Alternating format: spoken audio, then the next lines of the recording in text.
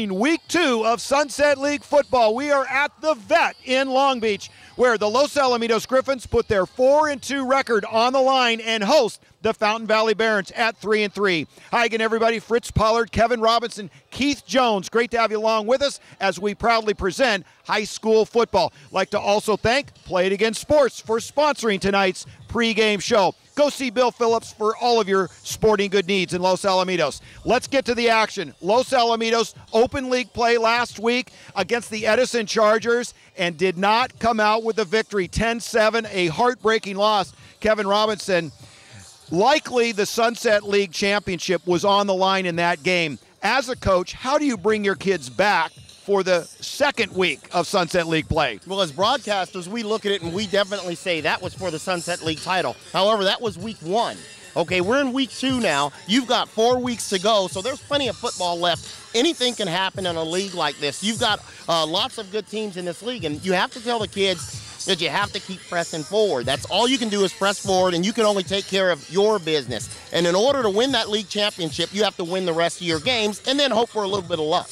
Well, if you look at the way the game unfolded, we called that game with a lot of questions about penalties. They were in week 6. How would you assess what you saw unfold on the field, let alone this game, just some of the mistakes maybe at week 6? Well, a lot of mental mistakes, a lot of physical mistakes. And for a John Barnes coach team, somebody that's been coaching for 35, 36 years, along with a veteran staff, you really dislike seeing that from the kids, especially, like you said, week 6. That's something you see 0 week 1, maybe week 2.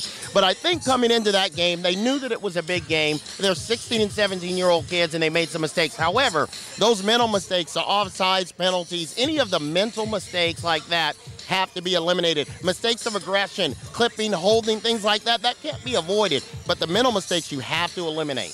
Well, and I'll bet you that this week Coach Barnes worked on that a lot. Keith Jones, let's look at the other side of this. Fountain Valley, they're at 3-3, not having the best season, although better than last year. They can't lose too many more games. Both these teams on a 2-game losing streak. Your thoughts on tonight? Well, in terms of Edison Los Al game last week being the championship, Fountain Valley does not want to hear that. These guys have played the spoiler. We've seen it time and time again over the last decade, so you can never count them out. You never quite know what they're going to bring you each season. They seem to be constantly rebuilding. Yes. But they definitely struggled last week, so this week we're going to start with the defense.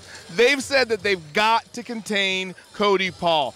Easier said than done. They figure the best way to do it is they want a lot of jerseys around Cody. Every time he touches the ball, they want some swarm tackling. And to lead the pack, right there in the middle linebacker, their number 52, Philip Choi, number 52, as well as number 3, who's also going to help out. He's their outside linebacker, and his name is Sean. He's going to be on top of them as well. So those guys are going to be leading the pack on the ball all the time, and their secret weapon possibly on defense is Mr. Sean Myers. We'll be talking more about him in just a second. Seconds up, because on offense, he is their playmaker. They're saying offensively to win this game, they've got to get the ball into his hands. He leads the team in receptions at wide receiver. He leads the team in scoring, and getting the ball to him is the key to success this week. Well, and listen, both these teams, they're very strong opponents. They've gone at it year after year, and with each of them with the Sunset League loss, can't really afford to have too many more and expect to either have a shot at the Sunset League crown or a shot at playoffs. Ladies and gentlemen, let's let the game unfold on the field. We're going to take our seats upstairs. Don't go away. When we come back, exciting Sunset League football, and it's homecoming. You're going to want to stick around for halftime. We'll be right back.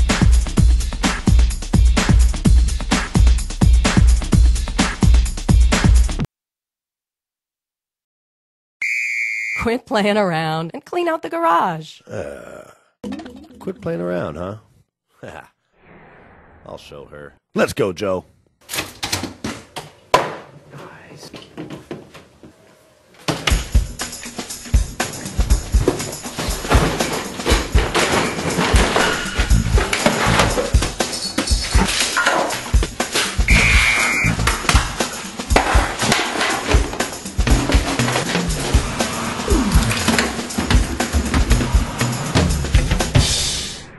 Clean out your garage and sell Play It Again Sports, your gently used sports and fitness gear.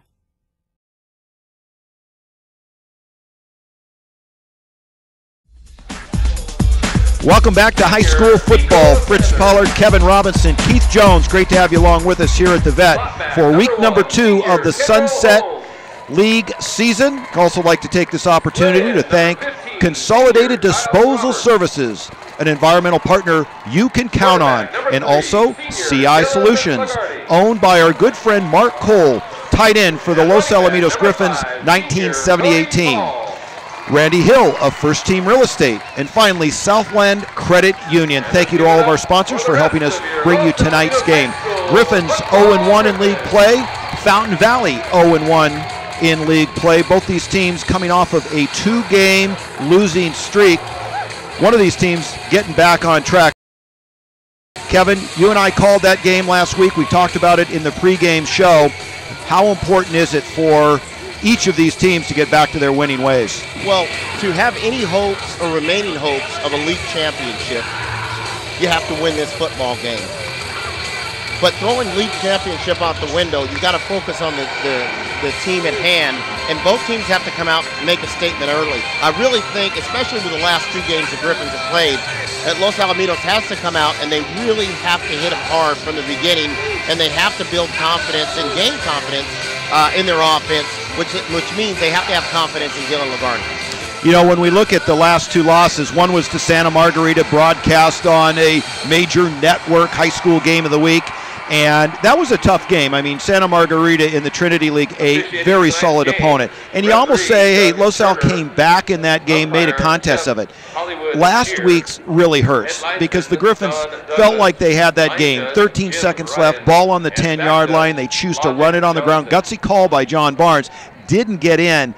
Is that a tougher game to lose than, say, Santa Margarita, where you had a quality opponent? Well, I think it's a tougher game to lose. Both opponents are quality opponents, but the Santa Margarita game, they really were never in after their first score. The Edison game, they had an opportunity to win at the end, and that's all you can ask, is to put your team in the position to win. Fountain Valley won the toss. They deferred, so Los Alamitos will get the first touch on the ball. Back deep for Los Al is Cody Paul and Kendall Holmes. Cody Paul will watch this sail 5 yards into the end zone, and Los Alamitos will set it up on the 20-yard line. Let's take a look at that offense for Los Alamitos. QB Dylan Lagarde, the senior.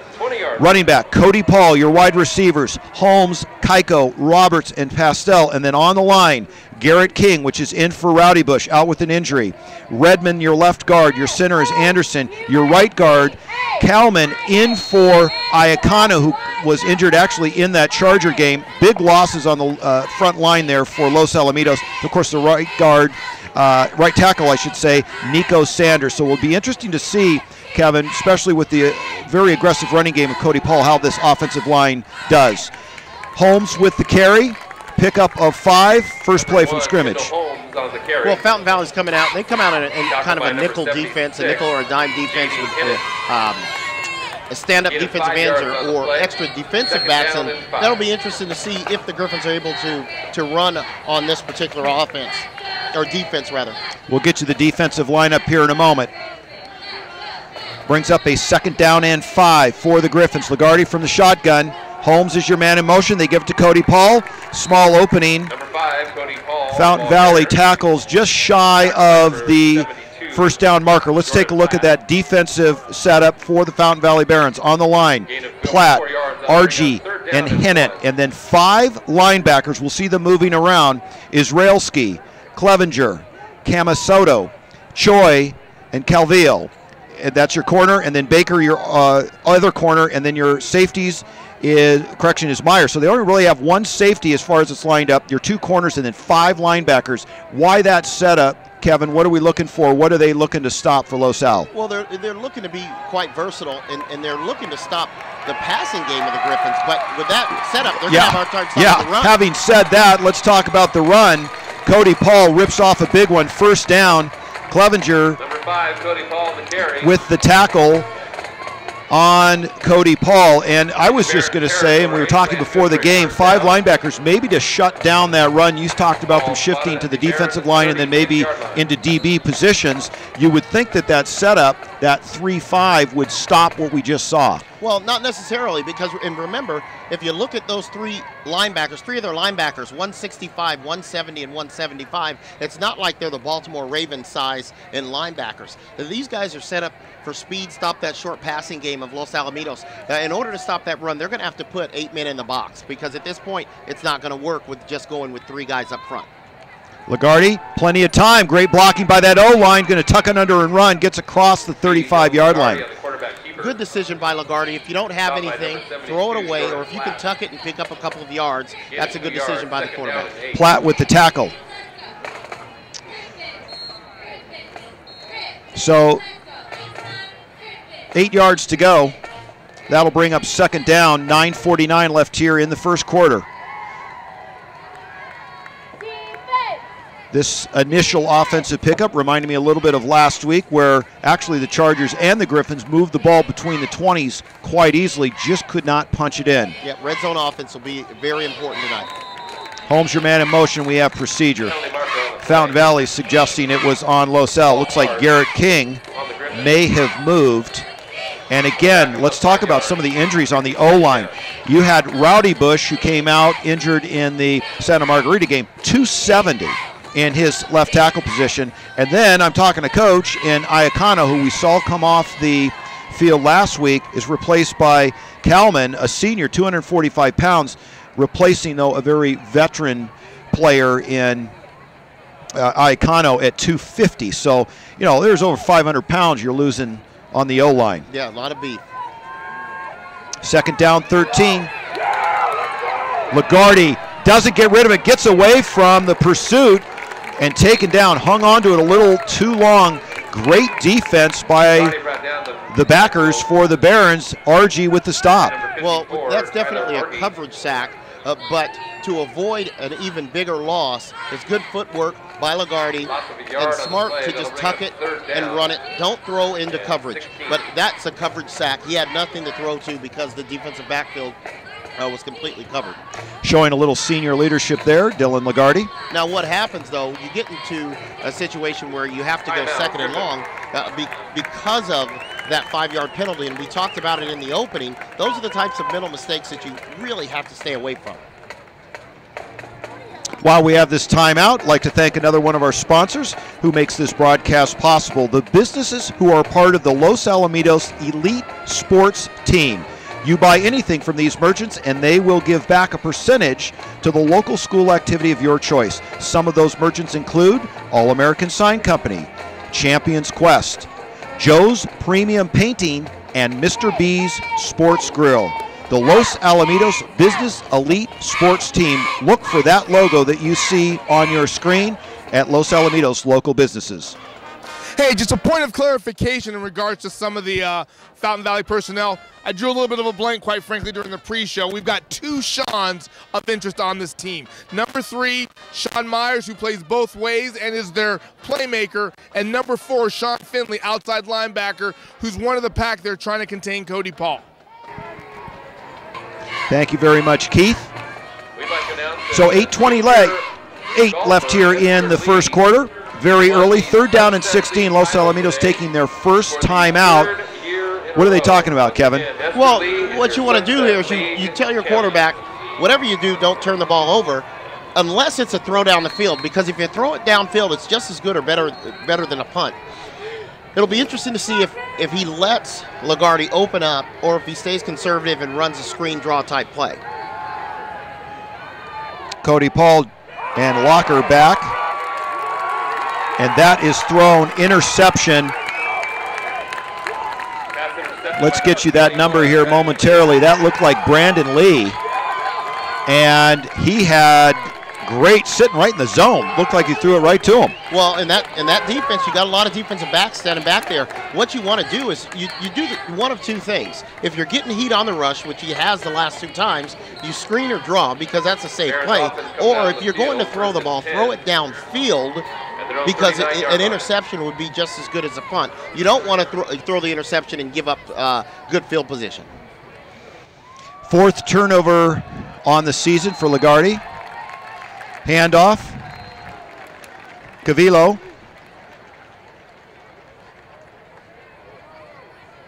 in on the stop for Los Alamitos.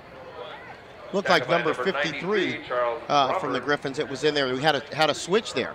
Bromberg. Bromberg with the stop. 93, my fault. We'll get to the lineup here for the Barron offense in just a moment. Brings up a 2nd down and 13. 7:47 left here in the first quarter. Handoff again and going backwards. Nice stop.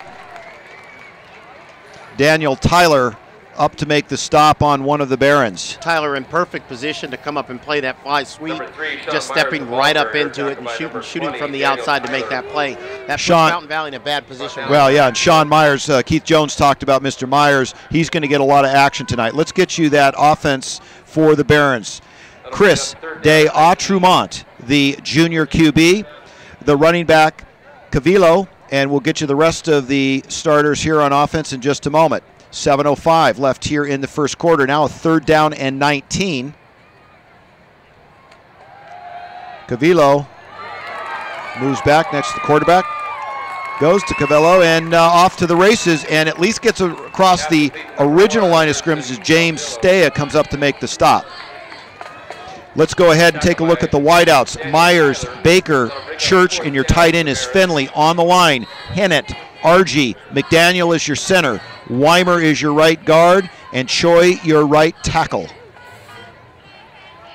Into kick number 18, Derek Heinen.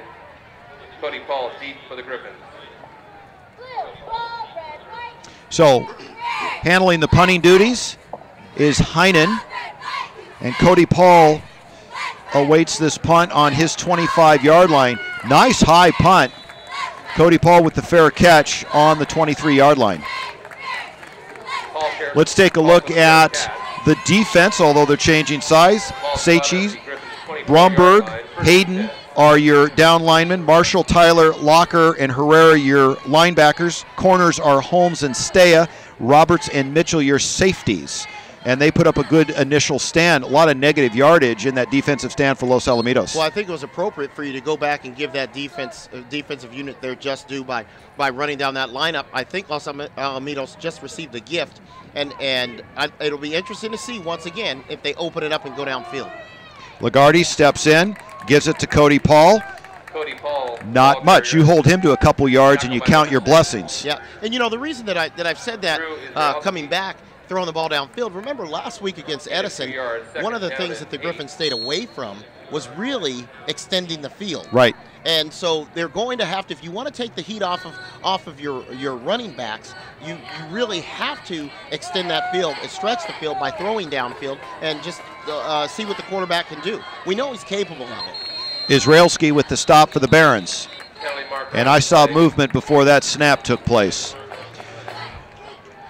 Is the penalty bug been cured?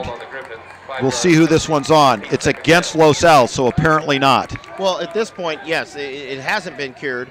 And as we've spoken about time and time again the last couple of weeks, illegal procedure penalties are some of the things, that's one of the things that you have to deal with when you run multiple sets, when you run a lot of motion. That's what happens. It's a price you pay when you do a lot of different things on offense. You wonder what 2 new starters on the O-line is doing, too. That could always be a factor. 2nd down and 8. Lagarde gives it to Holmes. Has a lane. Good blocking downfield. Out near the 40-yard line.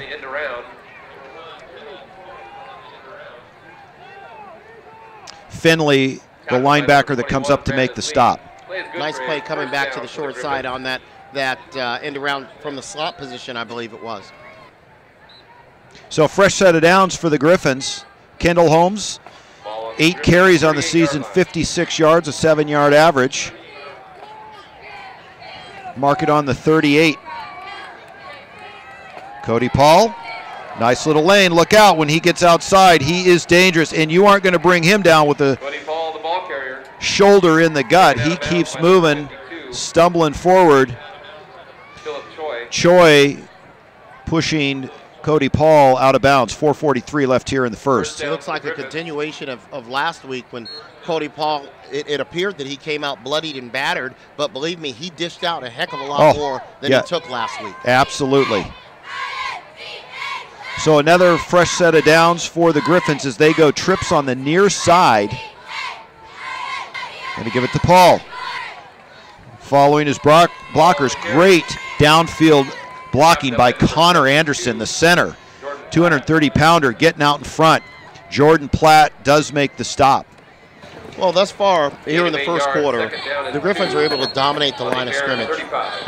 They're showing that they're a little bit more physical, at least at this point early in the game, than the opponents, than Fountain Valley on defense.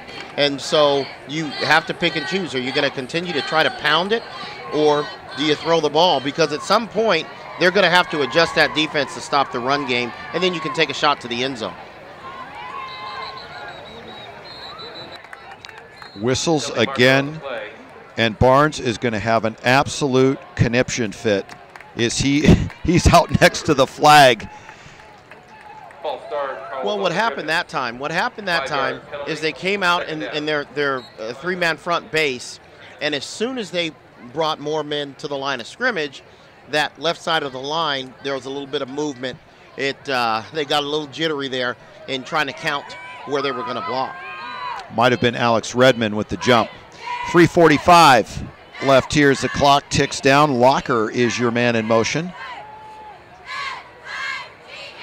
Holmes, fake it, go to Cody Paul, outside. And again, nice tackle by Fountain Valley. And I say that only because anytime you can keep Cody Paul contained, consider that a success. Right, and you say contain him, but he still picks up 5 yards. But, you know, that's where the penalties are going to hurt you. You go from 2nd and 2 to 2nd and 7. Now it puts you in a 3rd down and short, and you're in 2-down territory. So you can really pick and choose from your playbook what you want to do in this situation. Jason Baker with the stop.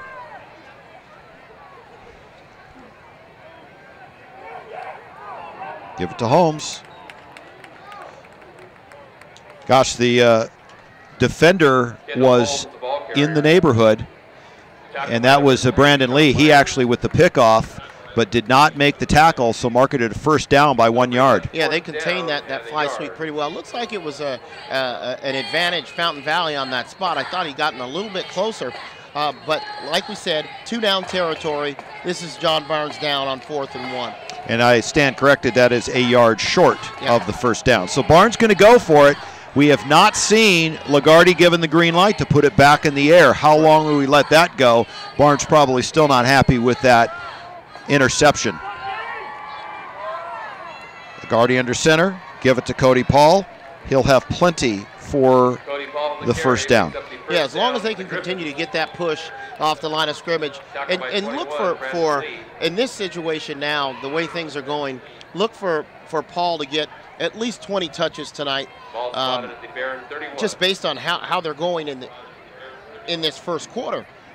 Now you're at the 31-yard line, 1st and 10, and I'll say the same thing I said last week. I really do think that they need to throw the ball a little bit more on 1st down. Brandon Lee with the stop there on Cody Paul. Little pitch, Cody Paul, and minimal gain. Yeah, it looks like based on the spot, yeah, he stopped at the line of scrimmage with that quick pitch to the outside. 2nd down and 10.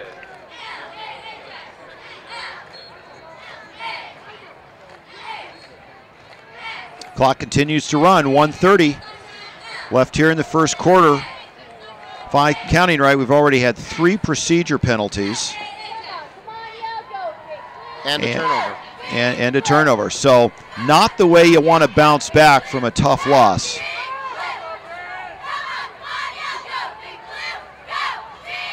Holmes is your man in motion. Lagarde throws it across the middle to Kyle Roberts. That is complete, and that should be enough for a 1st down. Sean Myers with the takedown. Yeah, the Griffins guessed correctly because Fountain Valley shifted out. They had an overload with the safety on this side. As soon as the safety shifted out, they ran that hot route, a slant route right over the middle, right where he was previously, and that was a good gain by the Griffins.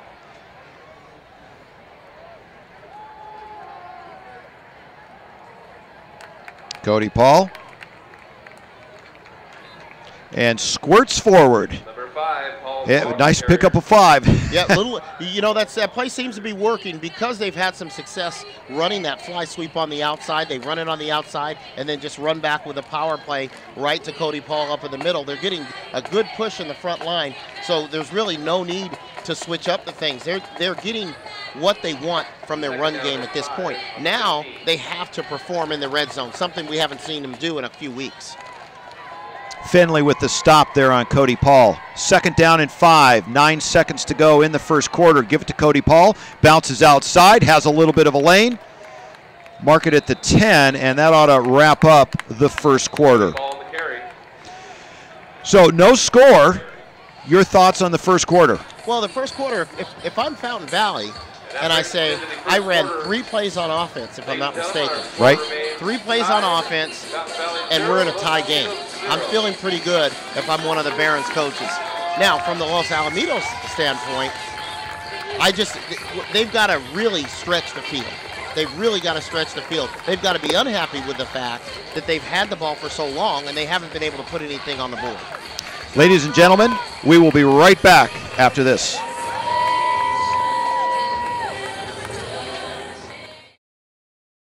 Setting up your home with interior lighting can really be a major task. That's where McNally Electric's new website can help. Its practical and simple layout, along with its amazing search engine, allows you to sort by lighting type, style, dimension, and other factors that could help you with your decisions. Of course, McNally Electric's lighting consultants are always ready to assist you at any time. Visit our showroom in Los Alamitos, where we have a selection of over 200 vendors. We have what you're looking for. McNally Electric, affordable, quality lighting. Welcome back, ladies and gentlemen, to the Vet. Fritz Pollard, Kevin Robinson, Keith Jones downstairs. It's week 2 of the Sunset League football season, and no score after quarter number 1, yet the Griffins threatening as they switch sides of the field. Mark the ball on the 10-yard line, a 3rd down and 1. Lagarde, give it to Cody Paul, has all kinds of room, will walk in almost untouched. Cody Paul. Tough guy to bring down, finds that hole, hits it quick. He's a tough guy to find, and he's a very, very tough guy to bring down. The Griffins have got to be happy with the push that they're getting up front. They're dominating the line of scrimmage. Well, before we went to break, you talked about, hey, if I'm Fountain Valley, 3 offensive plays, no score. Well, here we are 5 seconds into the second quarter, and Griffins get on the board. Baton comes in out of the hold of Kyle Roberts. Number 47. Puts that up, and that is good. So 7-0 here in week 2. So overcoming a turnover, penalties early, Griffins get on the board. Yeah, the Griffin offense really has to get on track, and hopefully for their sake, that drive is obviously it is a step in the right direction, but they're able to build on it. Defensively, I've really been impressed with the Griffins all season. They battled last week, kept the team in it. Now the offense has to get back the consistency that they were showing at the beginning of the year. The difference is the quality of opponent is a little bit better right now. Well, if you look at last week and think about it, you take away the defensive touchdown, Los Al's defense really held Edison to just 3 points. Yeah, remember Edison's best weapon last week was the quarterback. Yeah, Favreau. And I'm not talking throwing down the field. Favreau was their best offensive Absolutely. weapon running the football. In fact, I saw some highlights of that game on OC Varsity, and I'll tell you, they were crediting him with literally winning that game, and he did it with his legs. Yep. And then hit a couple of key passes. However, the Los Al defense only allowed 3 points and a very quality opponent. Yes.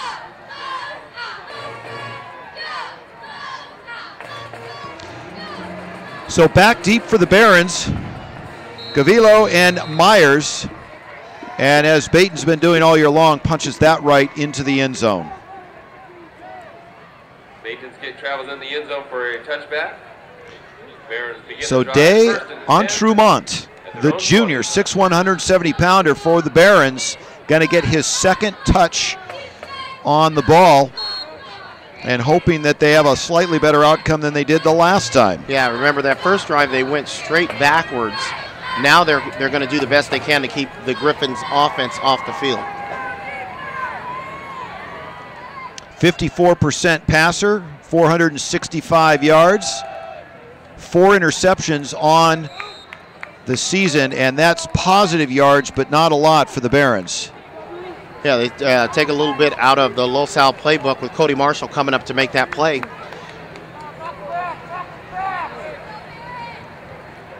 Handoff right up the middle. Marshall and Locker with the stop.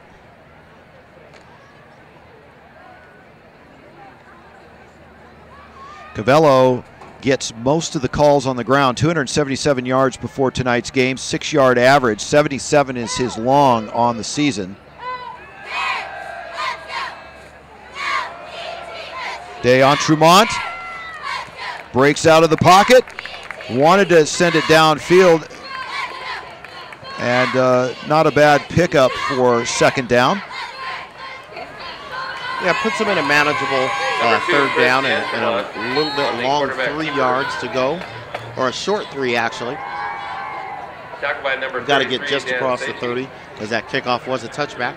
Third down and 2. Timeout. Dan Seichi with the stop. And Barron's going to talk about it. So early timeouts for both these teams.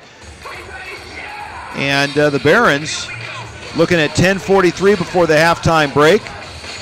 And a third down and 2. They want to talk about it, an important first down. We'd like to thank another one of our sponsors, Los Alamitos Orthopedic and Sports Physical Therapy. Mike Mandis and Andy Einhorn have been great supporters of all the Griffin sports programs over the years. They not only do wonderful rehabilitative work, they offer great programs for injury prevention. That's Los Alamitos Orthopedic and Sports Physical Therapy.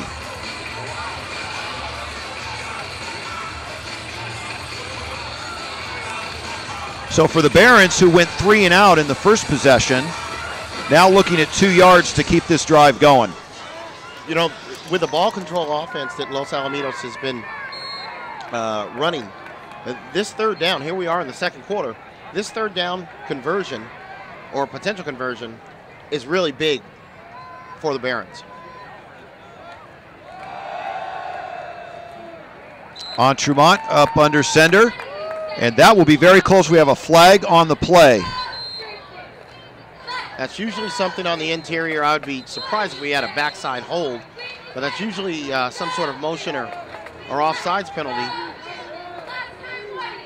And we have a man down for the Barons. And that, unless somebody on the backside, there was some sort of cut block. And like I said, I'm just anticipating there. And that's the QB on Tremont. Well, they come around and they run basically an all-out student body right sweep with the quarterback leading up. And that's, you know, one of the negatives of having the quarterback be one of your lead blockers, especially when they're in there with the big guys. And that's against Los Alamitos. Chop block is the call. They call a chop block on the defense. Now, Fritz, this is the second time in 2 weeks I've seen this, and in my 16 or 17 years being involved in high school football, I hadn't seen that chop block called on an on a defensive player, and here it is 2 weeks in a row in a game that I coached in, and now a game that we are broadcasting, we see a chop block by a defensive player. And that's basically coming down the line. He's outside the tackle box, and he engages while another player that he's not engaged with, he goes in and cuts him, and that apparently is what they did. Well, what's that, 4 penalties for Los Al here, and you know, we're barely into the second quarter. You know, and that penalty from a coaching standpoint, that's a tough penalty. Like I said, penalties of aggression, it's hard to get on the kids for that. It's the offsides, it's the illegal procedure penalties. 45-yard line. 10:31 left, so pick up a first down.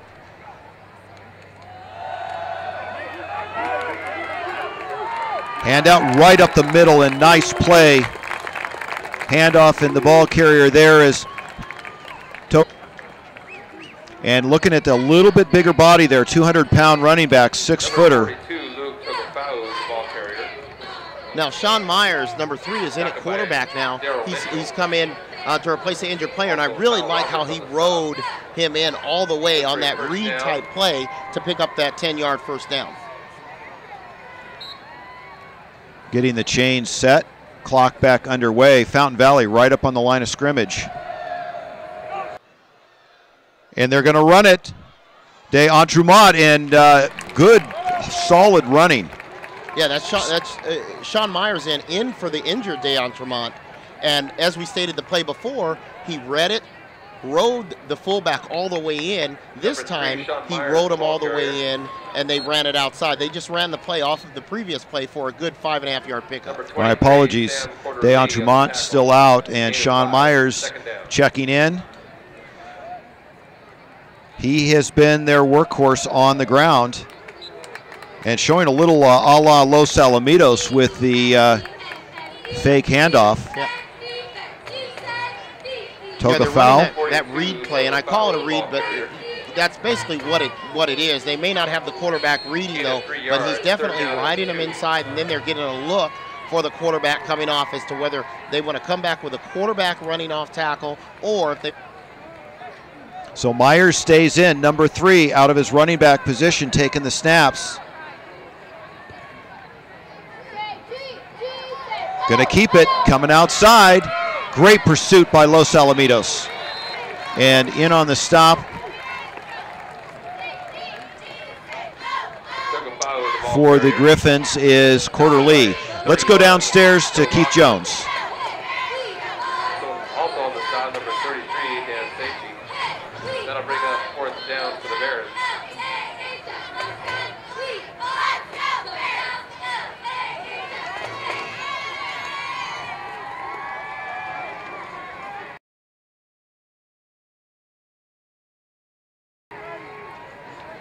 Thank you very much, Keith. Back to the action, 8:21. Fountain Valley getting something going with, I guess, a version of the Wildcat. Fighting for extra yardage. It will be very close. Well, marked it about a yard short. Well, they came out with quarterback under center and ran the same play that D'Entremont got hurt on earlier. It's basically there's a few different different terminologies they would use for that. It's kind of an inverted bone. You still go with three backs, and so far when they've run that formation, they're going to run that toss with a quarterback leading up on there. But the Griffin defense too strong down. With 8:06 remaining in the first So Los Alamitos gets it back. 8:06, ball on the 37-yard line.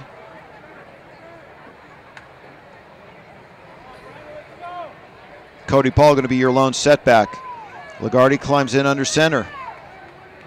The Barons loading it up on the line. Give it to Cody Paul. Man, finding some great running room. Missed tackles there. Will have enough for almost the first down. See where they mark that. Number 5, Cody Paul, the ball You know, they've carrier. got so much movement on the line of scrimmage or with the front 7 of the Barons Good for a first down. that they're unable to get set. Los Alamitos is dominating on up front still. Baker with the stop. Ball set at their own 47.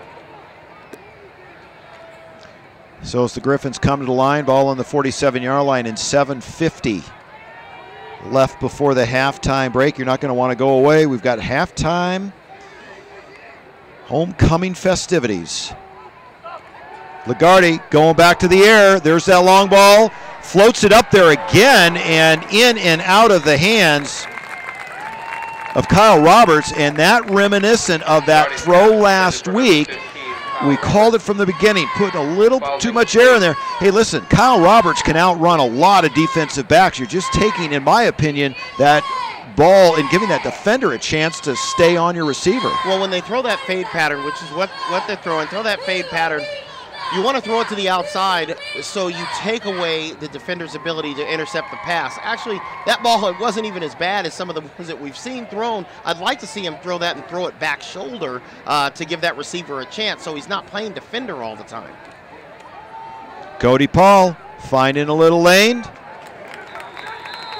Maybe a pickup of 1. Yeah, the Barons want a fumble called on that. Looks like he put the ball on the ground. However, it was after he was down. But that was a good hit coming from the Fountain Valley player. Gain of 2 yards, 3rd down and 8. Israelski in the neighborhood for the Barons. So mark it at a 3rd down and 8. Yeah. You know, there doesn't seem to be as much zip from Lagarde's ball. You know, the first game of the year that I did was the Mayfair game, and I thought that he had a lot of pop on his throw, and it seems like he's taken a little off of it. Biggest rush that we've seen, and nice catch there on the far side. That Kyle Roberts. Kyle Roberts, 6'2", and used all 8.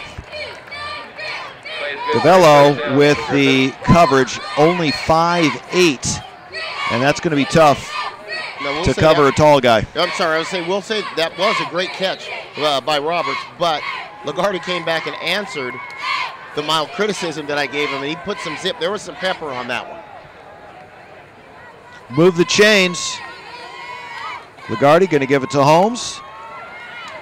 And a good tackle there by the Barons. Clevenger on the end around. with the stop. 5'11", 170 pounds senior out of his linebacker position. I tell you, so far the Barons haven't given up a huge play yet, and there's been some attacks by the Griffin offense, but you get the feeling Griffins are setting up for something. Lagarde's starting to get warmed up in the air as he stares at a 2nd down and 10. Lagarde going to keep it on the ground with Paul. Paul coming around the corner, literally one man to beat, and that's a whole different play. Looks like from the spot just short of the 1st down. Baker with the stop for the Barons. Gain of 9 yards. That'll be 3rd down and 1. Now 3rd and 1 at the 32. You're going to be out of range for your field goal kicker. So you figure once again you've got 2 plays. Absolutely. To take a shot. So I'm going to get this 1st down with my best player, or I'm going to throw the ball downfield. I'm going to stretch that defense out. Locker checks in along with Cody Paul. They're going to give it to Cody Paul. Maybe stop short. We'll wait for the spot of the ball, but great pursuit there by the Barons. Yeah, I don't even think he made it to the line of scrimmage. He may have lost a half or quarter of a yard. Now you're 4th down, a little bit longer than 1, and now you're almost forced. You're forced to have to come back to the run game, or you go with a run pass option or something really, really safe off of the play action. If you want to catch a team, play action is a good play to call now, especially if you think that your team is dominated on the line of scrimmage. You may be able to take a gamble. Let's see. Lagarde climbs in. Cody Paul. And gets out to about the 30, and that should be a yard more than he needed to move the chains, and they do. So tough inside running. Camacedo with the stop for the Barons, a sophomore.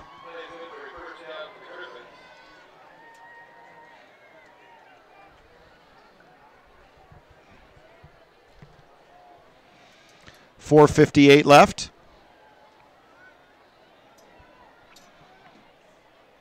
Here in the first half. And there we have it. A quick strike. Kyle Roberts. Kyle Roberts.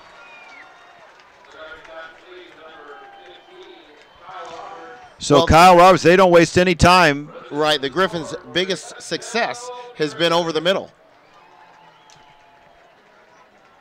Well, and you've got a big target there with Kyle Roberts, 6'2", 185-pounder, 21 catches before tonight's contest, 362 yards.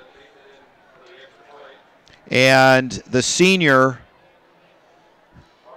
walks in. Yeah, so Baton with the extra point. Yeah, 30-yard strike, 30-yard catch and run. Punch it in. Kick is up and good. So Los Alamitos pulling away with 2 scores, 14-0.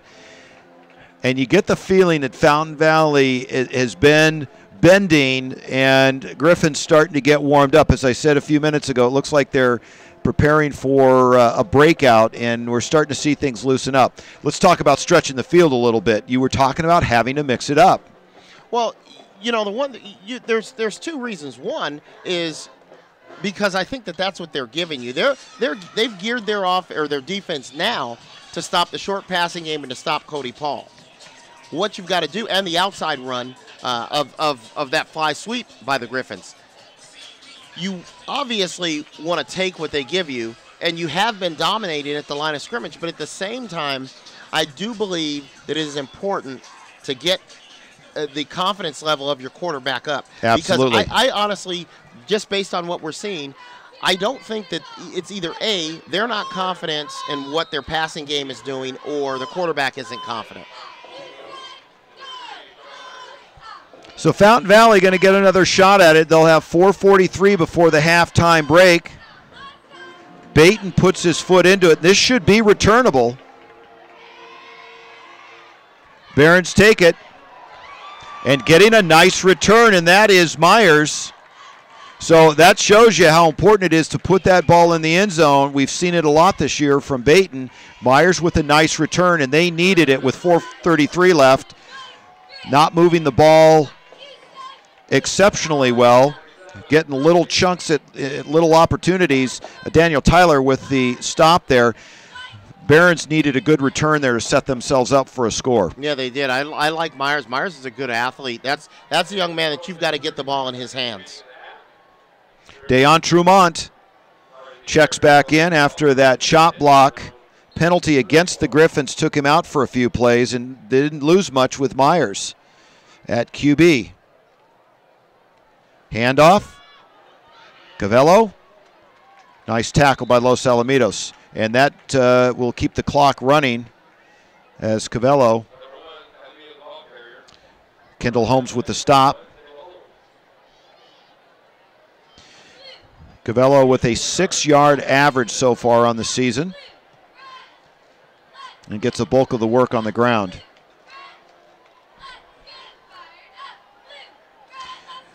.54% passing ratio for Deon Trumont. 465 yards in the air so far this season. And he'll be staring at a 2nd down and 6. Togofau checks in. And there's your 200-pounder right over the middle. Daniel Tyler with the stop. Now what Fountain Valley has got to do in order to get back into this game is control the line of scrimmage over this next series. This 3rd down is really important for them because you don't want to get in a situation where you go in at half down 17-0, down 21-0. So it's important that they put together a drive and put points on the board before the end of the half. Well, and clock ticking down. They've got 3 minutes, 13 seconds to play with.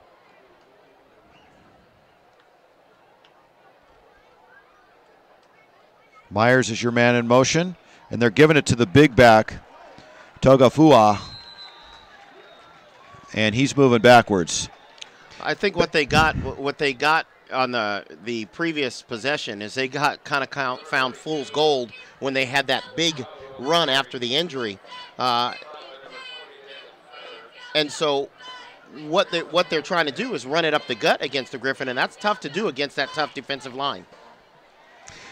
Time again to thank another one of our sponsors, Edward Jones Investments, making sense of marketing. Whether you're preparing for retirement, your children's education, or the unexpected, call Beverly Rigney or Ryan McLaughlin with Edward Jones Investments in Los Alamitos. Again, thank you to all of our sponsors for helping us broadcast high school football. Griffins on top, 14-0. And Fountain Valley looking to keep this drive alive. Now, mark it at 4th down. And the Barons want to talk about it. Cody Paul's going to come out to handle this punt. And Heinen for the Barons going to stand on his 27 and let it fly. Very dangerous return man in Cody Paul. Heinen, great height on that, allowing the coverage to get downfield, but takes a Los Alamitos bounce. And wow. The Barons, you know it's the tough day when you can't even down the ball. You pick up an extra 5 on the bounce back. That's about a 15-yard punt that they got out of that. Well, and not to mention 2:43 left before the break, and a whole host of receivers and Dylan Lagarde at the helm. Griffins are thinking points. Well, let's see. Let's see if they're thinking points.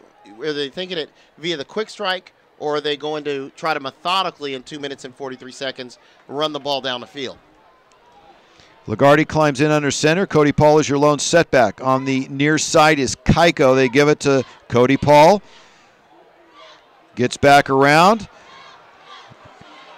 Lots of room. Look out. And the crowd wanting, I can feel it, a horse collar type play, but as you've shared with us in the past. You know, on that particular play, as long as you get your hand, and you know they've expanded that horse collar. Yeah. You know, and so you can even grab by the jersey, by the name and pull, and not necessarily go up inside. But on there, it didn't look like it was anything malicious. No. And so I think that was a good non-call by the by the side judge referee. Yeah, Paul turns a ground game into a quick strike. The pitch, Cody Paul, hurdling guys and out of bounds, so stops the clock, and a nice pickup on first down. You know, Kevin, we've talked a lot about just how Cody Paul is as a high school player. 86 carries before tonight's contest, 675 yards, 8-yard average, 10 touchdowns on the ground. Of course, he's been very active tonight. At 160 pounds, are you going to get any Division I looks for a player of that size and stature? Well, more than likely at 160 pounds, it's going to be tough to get Division I looks unless you've got 4.3 speed. Let's look at Kendall Holmes here. Breaking tackles, and you just get the feeling that the Barons are starting to wear down a bit as we've got a Baron on the ground. Yeah, but to continue that thought, but, you know, there are lots of guys that are playing on the next level, and the next level being from JC to Division III, Division II, Division I AA, or the whole Division I AA and Division I, who are, in my opinion, who are less talented than Cody Paul. There's something to be said about heart and talent, and he's got both. You just got to get an opportunity. And so I think that his skill set is there, and there's a lot of different things that he can do on the football field.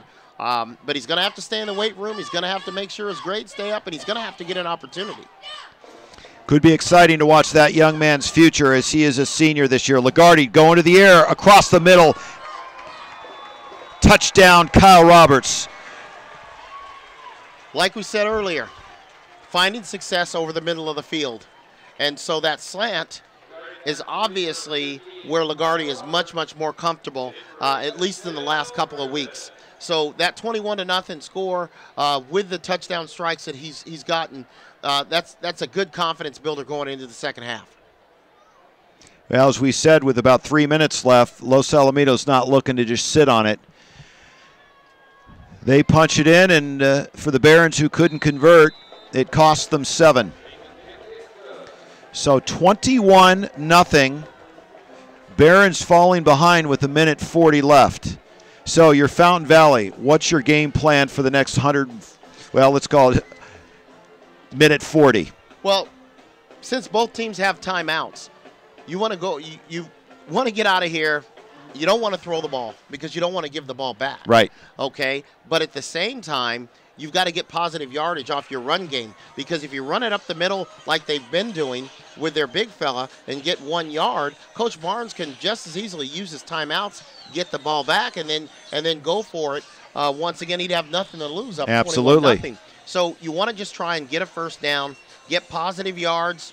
Obviously, you want to get positive yards all the time, but you'd like to get a first down, get into the locker room, and just make some adjustments. Gavello and Myers back for the Barons. 100 seconds on the clock.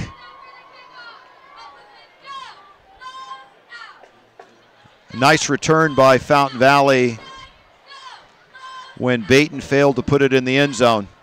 I'm not a betting man, but I'd say that he's I would say this one's going. And it will be on the 1 yard line. Good thing Haven't we're not seen betting. that a lot. Yeah. And fighting for extra yardage, get out to about the 18-yard line. And the Barons will set up shop. Yeah, good coverage by the Griffins. Myers with the return there. And Daniel Tyler with the stop.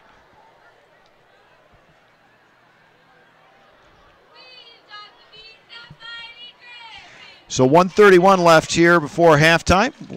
Invite you to stick around as the 2011 homecoming festivities will be unfolding. We can see all the homecoming queens gathering there in the end zone, or just back of the end zone. We'll cover that in its entirety for you, so you will want to stick around. Day on Trumont. Little shovel pass there, get it up to Gavello. Be enough for a pickup of 2. The Griffins content with allowing Fountain Valley to run the conservative play and let the time just run off the clock. You know, I'm from the school of thought, and I'm looking up if the timeouts are correct. I'm not sure if they're really correct because it was 2-2 and then a timeout was called. But if there are 2 timeouts left, I mean, you can't take them with you. They don't carry over. So you use them. And I do think Fountain Valley is conservative enough that I don't have to worry about them putting together a 80-yard drive in a minute and a half. Second down and mark it at 6. Los Alamitos bouncing all over the place on defense.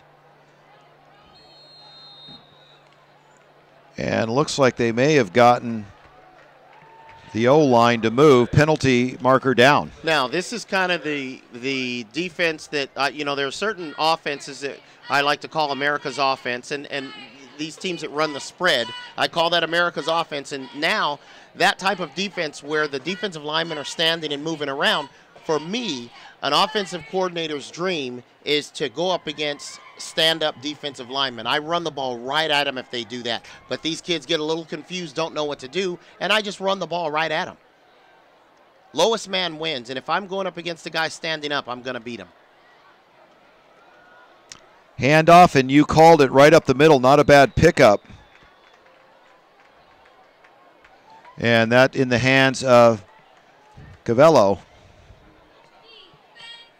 32 clicks on the clock. Now the Griffins call that timeout. You know, if you're gonna call the timeouts, like I thought that they should have earlier, it would have been nice to call the timeout. And instead of having 32 seconds, you probably have about a minute left right now if you just use both of your timeouts. If they come out now, you're kind of telling them, hey, if you guys don't get this first down, we're going to try to score. But down 21-0, you've got to get this first down right now. And so I'm going to make sure that I get this 4 yards as best I can. Not going to be conservative. You don't have anything to lose. You're already well, down do you 3 put it in the air? Initially I wouldn't have put it in the air, but if you run some play action and you have to run something safe, now you're telling your guys, look, we only need 4 or 5 yards. Run your patterns at 5 or 6 yards, complete the pass, and we go. Give your quarterback a nice run pass option. Togafua is your running back, the 200-pounder, and he has been very productive tonight. We've seen toss out of this. Let's see if they play action off of it. There's the toss right up into the middle, and Los Alamitos down in their set position. A lot more stellar on that run play. So that'll bring up a 4th down, and clock continues to run. Well, it looks like both teams are just going to run it out. If you're Fountain Valley, you just let it run all the way out. Now, as you say, if Barnes was looking to take another shot at it, would have likely called those timeouts early. So that's going to wrap up the first half of play in week 2 of the Sunset League. Griffins comfortably on top, 21-0. Fountain Valley struggling to put together a consistent set of plays, even getting first down. Kevin, your thoughts? Well, you hit it right on the head. they're struggling in moving the football. Defensively, you can't fault them too much. They've given up a couple of plays. They haven't been able to contain Cody Paul like they would have liked. However, they've also been out on the field an awful lot of time. So you want to go in and regroup. You have to make some adjustments. You have to continue to stop the run, but then you have to adjust to stop giving up those passes over the middle. Well, there you have it, folks. You saw it unfold 21-0.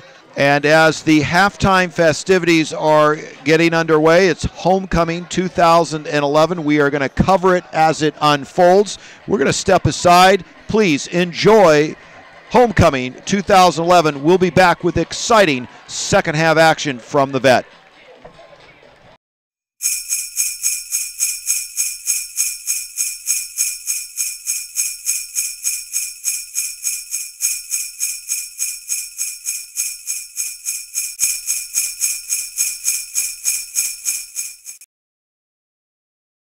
Worthington Lissack Insurance Services has been serving your area for over 20 years. Our friendly staff will work with you to come up with a policy that works best for you. We work with Mercury, Safeco, Progressive, Fireman's Fund, and the Hartford. We offer coverage for auto and home insurance for homeowners, condos, and renters. We also offer commercial and business insurance, including commercial property, general liability, and more.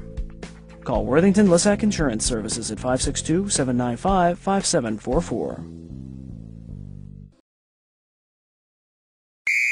Quit playing around and clean out the garage.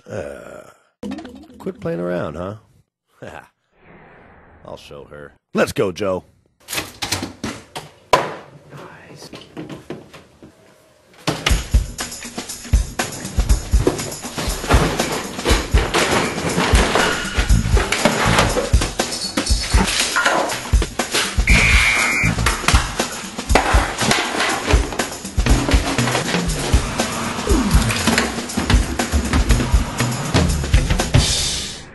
Clean out your garage and sell Play It Again Sports, your gently used sports and fitness gear.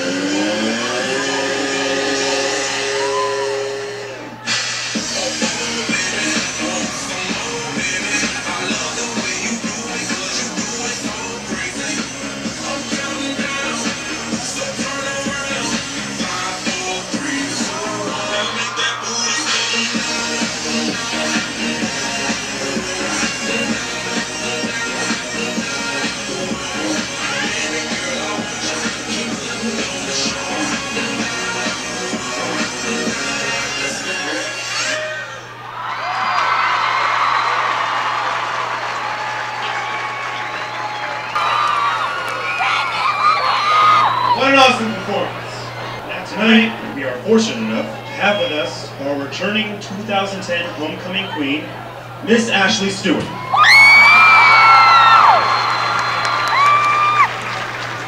Ashley is being escorted tonight by her grandfather and her brother, Ryan.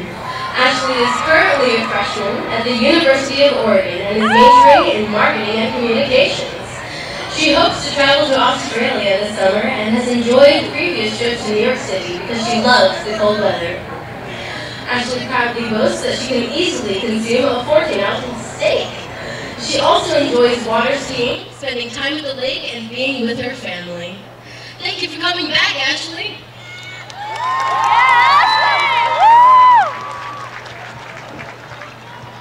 Now let's bring up the nominees. Our first homecoming king nomination is Chris England. Chris is being represented tonight by his dad Keith and his mom Beth. Chris is an active member in water polo, swim, and SOS. Chris's favorite high school memory was going to girls volleyball and guys basketball games to be a part of the crazy student section. Chris's role model is his mom because she always strives for him to do his best and is never afraid of yelling at him when he messes up, which is constantly. Ladies and gentlemen, Chris England. The next nominee is Austin Childers. Austin is being escorted tonight by his parents Elizabeth and Garrett Childers. He's an active member of AP Photo, Friday Night Lights Coaching, GSA, and All-Star Cheerleading. Austin's favorite high school memory was being selected as Artist of the Week by Mrs. Ball and his photo class. In 10 years, Austin hopes to be a successful photographer. Austin's role model is his mom because she taught him to be who he is. She is always right and she is very supportive. Ladies and gentlemen, give it up for Austin Childers! The next homecoming king candidate is Zachary Kramer. Zach is being escorted tonight by his parents Rod and Amy Kramer. Zach is on the surf team while he snowboards and motocrosses outside of school. In 10 years, Zach hopes to be a successful rapper. His favorite high school memories are at the lunch breaks at Wiley's house. Zach's role model is Shaun White because he knows how to shred. Ladies and gentlemen, Zachary Kramer. The next homecoming nominee is Andrew Fitzgerald. Andrew is being escorted tonight by his parents Lee and Brian Fitzgerald. He is an active member on the golf team and in lane crew. Andrew's favorite high school memory was beating San Clemente last year in the girls' volleyball in the 5th game. Andrew's role model is Tiger Woods because he made Andrew want to play golf competitively. In 10 years, Andrew sees himself living in a huge house with his hot wife and their 2 kids. Ladies and gentlemen, have a round of applause for Andrew Fitzgerald. The final homecoming king nominee is Brandon Hartstein. Tonight, Brandon is being escorted by his mom, Nina, and his dad, Jay. Brandon's favorite high school memory was winning his varsity wrestling match. In 10 years, Brandon hopes to be a very financially successful. Brandon's role model is his dad. He's always shown Brandon that with hard work, we can accomplish anything. Ladies and gentlemen, Brandon Hartstein. And now for the girls. The first queen nominee is Miranda Casanova. Miranda is being escorted by her mom, Emily, and her stepdad, Robert. In school, she's an active member of Creative Outlet Club and Adventure Crew. Outside of school, she is in the process of publishing a book. First one, yes. Her favorite high school memory was giving kids rides on her scooter. In 10 years, Miranda sees herself in a huge mansion, working on her 8th book, and having her own talk show. Her role model is her mom because she lets her pimp out her scooter and loves her no matter what. Ladies and gentlemen, let's hear it for Miranda Casanova! The next homecoming queen nominee is Tori Polson. Tori is being escorted by her parents. Elijah Gonzalez! Elijah is being escorted by her mom, She's involved in volleyball and SDA Guam and League crew. Elijah's favorite high school memory was staying in the volleyball game. The most embarrassing moment was upon her coach, Dave Huber, mom. 10 years, Elijah sees herself married to a professional athlete with 4 children. Her role model is also her mom because she would be nothing without her. Ladies and gentlemen, Elijah Gonzalez. The next homecoming queen nominee is Tori Paulson. Escorted by her parents, John Paulson and Jamie Paulson. Tori is involved in cross country, interact club, Spanish Honor Society, Guam, and Laker. Tori's favorite high school memory was going to the Edward Sharp and Magnetic Zeros concert on her 16th birthday. In 10 years, Tori sees herself traveling across Europe with her Irish husband. Her role was her mom because she is the strongest and most selfless person in her life. Ladies and gentlemen, let's hear it for Tori Paulson! Our next nominee is Kelly Annette Powers. Keely is being escorted by her parents Tim and Angela Powers. Keely is involved in marching band, symphonic band, pep band, drumline, track and field, Girl Scouts, dance, and adventure crew. Keely's favorite high school moment was winning the state championship for her band her sophomore year. Her role model is her Aunt Beth because she has 3 college degrees and always encourages Keely to do her best in everything. In 10 years, Keely hopes to be in the Air Force, study to become a doctor and or pilot F-18 jets. Ladies and gentlemen, Keely Powers.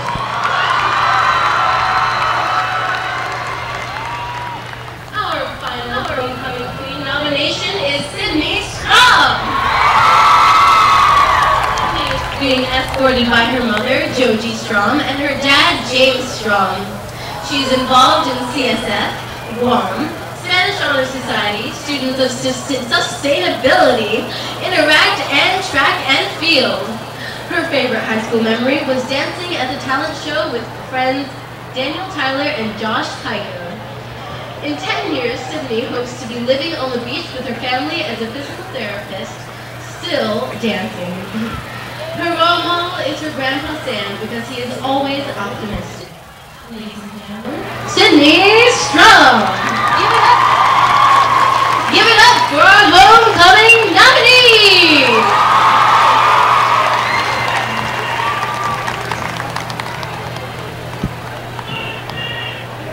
And now, nominees, please step up to your tower. Can we get a drum roll from the band, please? And from the audience, come on, drum roll!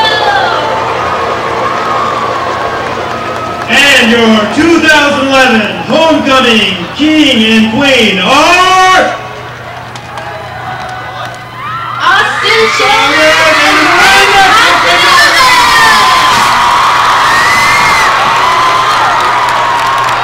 What was the Casanova? Yeah. Thank you for coming and enjoy the rest of the game and the confetti.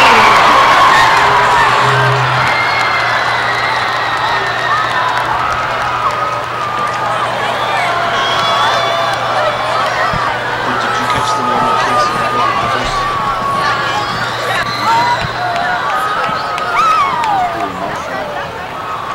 Did you catch the name of Casanova with the first? And then we had the program.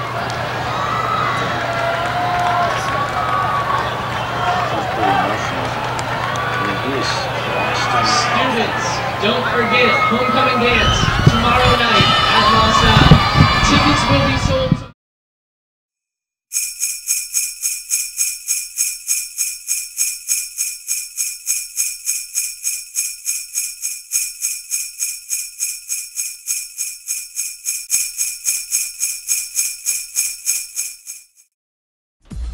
Welcome back to the Vet, ladies and gentlemen. Fritz Pollard, Kevin Robinson, Keith Jones downstairs. It's week 2 of the Sunset League football season. Los Alamitos comfortably on top, 21-0 over the Fountain Valley Barons. Just a reminder, this telecast is brought to you in large part by Consolidated Disposal Services, an environmental partner you can count on. Also by CI Solutions, Randy Hills First Team Real Estate, Sparta Graphics, and Southland Credit Union.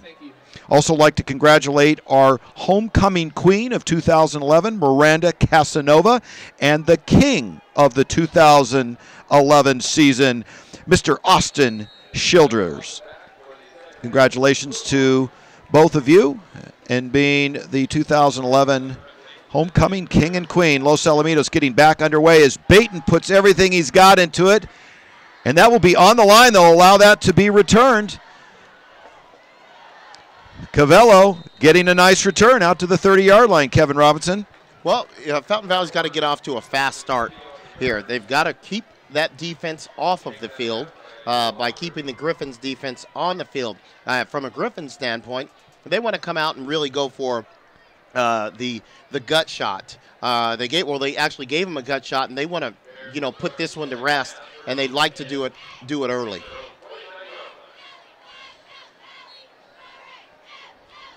Deon Trumont, the junior 6'1", 170-pounder, leading this Barron team. They ended the first half being shut down on downs, and that's snapped over the head. Deon Trumont looks like he had a good handle on it. That was not snapped over his head, so the Barons moving backwards here early in the second half. It wasn't the best snap, but it was just over his head. He's got to make that play. Every snap you explain to your quarterback, every one of your snaps isn't going to be perfect. You've got to make that play. Now they're in a position at 2nd and 19, and their backs are really against the wall here.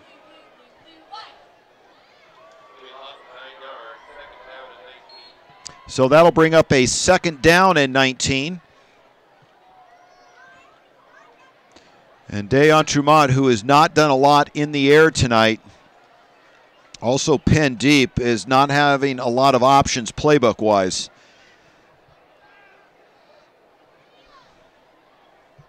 Cavello is your lone setback. Going to the air. Nice little safe pass there, but not nearly enough. Didn't even get back to the original line of scrimmage. Well, Calvillo and Myers are two really good athletes, and those are the guys whose hands you want to have on that football, and you've got to get their hands on the ball as best they can. The problem is this Griffin defense is so tough tonight that Fountain Valley is just having a tough time getting positive yardage. So that'll bring up a 3rd down and 14 for the Barons.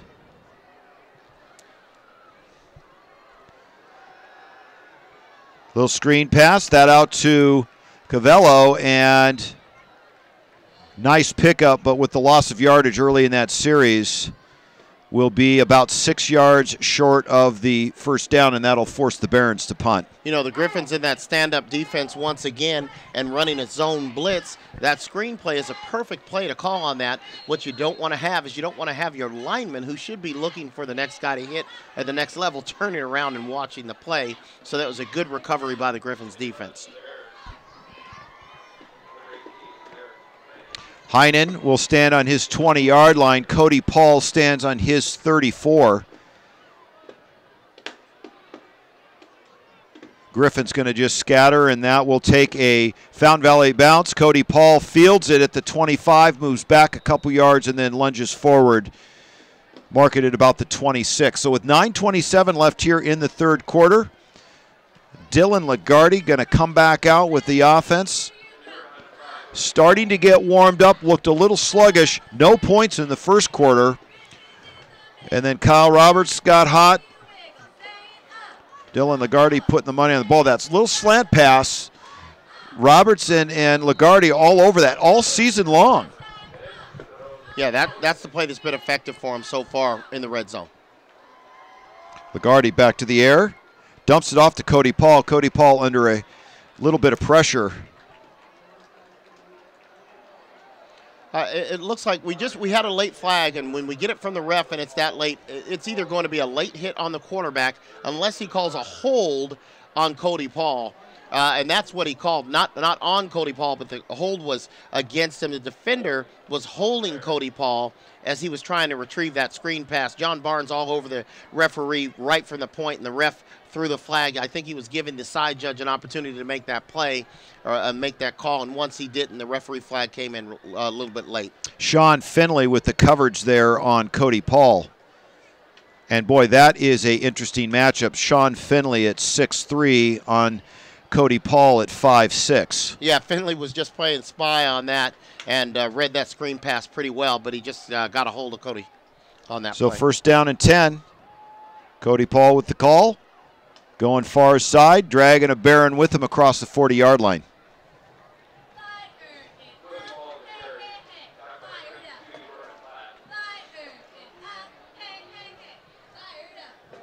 Clock continues to run. 9:05 left here early in the third quarter.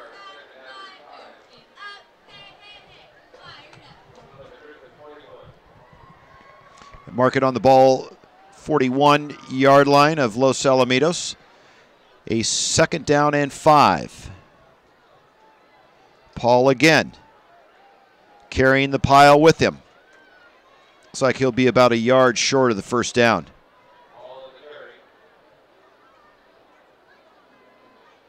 Yeah, the Griffins content to continue with that ground attack with riding that winning horse of Cody Paul. J.D. Hennett, 6'4", 245-pound junior with the stop. And you almost get the feeling the Griffins would just love to burn this clock on the legs of Cody Paul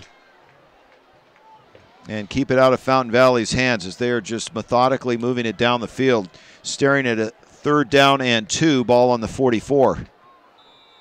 And we've got whistles. Well, when you get that whistle from that back judge, it's usually a delay of game, which is what the call is. Another costly penalty, or what could be a costly penalty, called against the Griffins, who, despite of in spite of the fact that they have shot themselves in the foot numerous times tonight, still have that 3-touchdown lead. Well, as we always do, we're looking forward at the postseason, now with potentially the tougher of the Sunset League opponents behind them in the Edison Chargers. You look at things like these penalties, the interceptions, and I don't know, just some missed opportunities, and you wonder, okay, you'll get through maybe the Sunset League, okay, how will you do in playoffs? Josh Keiko with the reception there. And you know, at some level, the Griffins expect to be in the playoffs every single year. Last year, finishing atop the Sunset League, of course, face off against a very tough Crespi, third-place finisher in their league, and you could tell the step up in competition was extreme. Well, you once again, you're so true, so correct. Even though you win the Sunset League, which at one time was the premier league, along with the Trinity League in Orange County, and it's still a good league, but you're really taking a step up in competition even when you're in the first round of the playoffs as a champion from the Sunset League. I guess my point being, mistakes in Week 7 become very costly in the playoffs. Teams will each up. Myers with the fair catch. And as you have said, Sean Myers, a very, very strong athlete for the Barons. And, you know, to follow up on that point, Fritz, you know, there's a long way to go in this game, 19 minutes left in the game, and so anything can happen, though the Griffins seem to have this at hand. But you don't want to wait until playoffs to start shoring this up. They still are going to play a solid, well-coached Newport Harbor team and a very well-coached and up-and-coming Huntington Beach team who's also very physical. And so anything can happen, so you want to shore up on those penalties immediately. Yeah, we'll talk about Huntington Beach here in a moment. Dayon Trumont going to keep it, getting around a corner. Nice pickup, a very physical run for a 170-pound junior. As he is fighting for extra yards, that'll be enough for the first down, marked at about the 25. Good running by the junior. Yeah, they've come back with a little bit of success with that quarterback read to the right side, to the Griffins' left side of the defense, and so they've had some success with that, and so that's a nice play for them to build upon. Deon Tremont, if you look at his rushing yardage, you wouldn't think anything of it. 19 carries, negative 39 yards. Now, let's be fair to a quarterback. A lot of those could be sacks and so forth. But tonight, getting some plus yardage here, helping move that ball and keep Los Alamitos slightly off balance. First down and 10. Outside to Cavello. Trying to turn that corner, may pick up one on the near side. Griffin's tough on the corner. Yeah, very tough on the corner. Good pursuit. Each time they've come out in that inverted bone, this is the first time that they've run motion to the far side, but they've still only run toss out of that play. So I would think that at some point they're going to figure out that that's not working, or they're going to run some sort of counter off of that formation and off of that play. Joe Locker with the stop, marketed a pickup of 1. Now down under 6 minutes here in the third quarter. Cavello with the carry, straight up the gut. Nice pickup as Cavello dives across the 30-yard line. You know, it's all well and good. That's all well and good for Fountain Valley. However, they're doing Los Alamitos big favors by continuing to keep the ball on the ground. They're not going to catch up by ground and pound and make up 3 scores. At some point, they're going to have to air it out to try to play catch-up. Togafua checks in, the 200-pound junior. He's had some positive yards in the first half.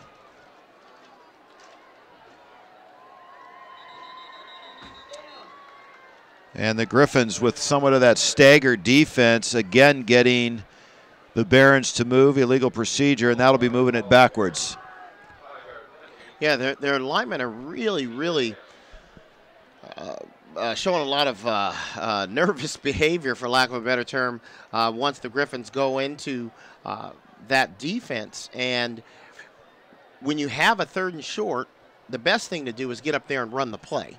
And you want to catch them. When they're doing all of that stemming, all of that shifting, the best thing to do is to get up, know your rule, block by rule, and run the play. So 3rd down and 8 for the Barons. Deon Tremont, a heavy rush, taken down, ball on the ground. That should be down. Big hit there, led by Charles Bromberg, the 215-pound senior, just throwing Deon Tremont to the ground. Yeah, well, he was under heavy pressure, and one of the toughest things for a young quarterback to learn, on any level, but especially on the high school level, is there has to be a time when to take the sack, and there also has to be a time where you throw it away. You have one read, throw the ball away.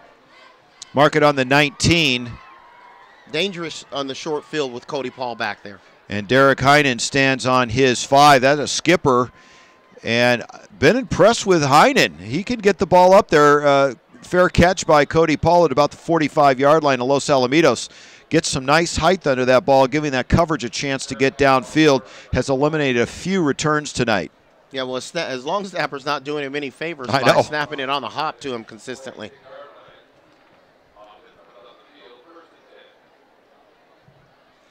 So with 4:18 left here in the third, Los Alamitos going to get another shot at with a short field. Mark it on the 46. And Lagarde up under center. You got Locker. Holmes, your man in motion, and dotting the I is Cody Paul. A very uncharacteristic stumble there, but still picks up a good 4. Yeah, the Griffins come out in an I formation for the first time tonight.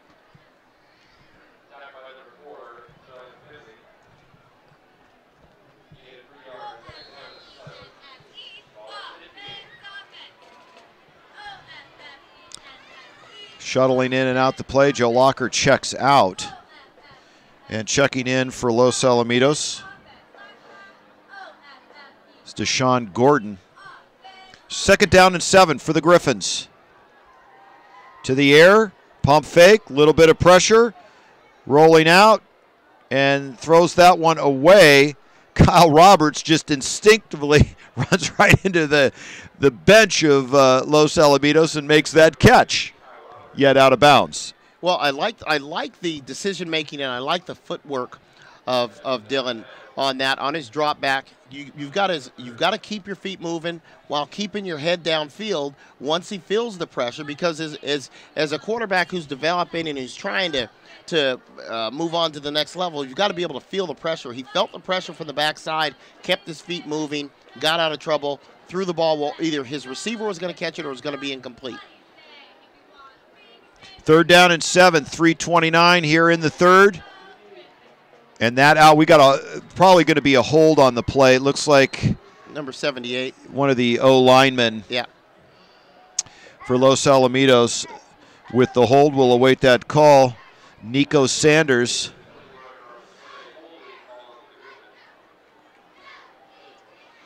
As we are next to the Fountain Valley coaching booth, if the referee didn't see it, he would have heard it being called by one of the coaches here. As we did. We're right next to the booth for the Barons upstairs here.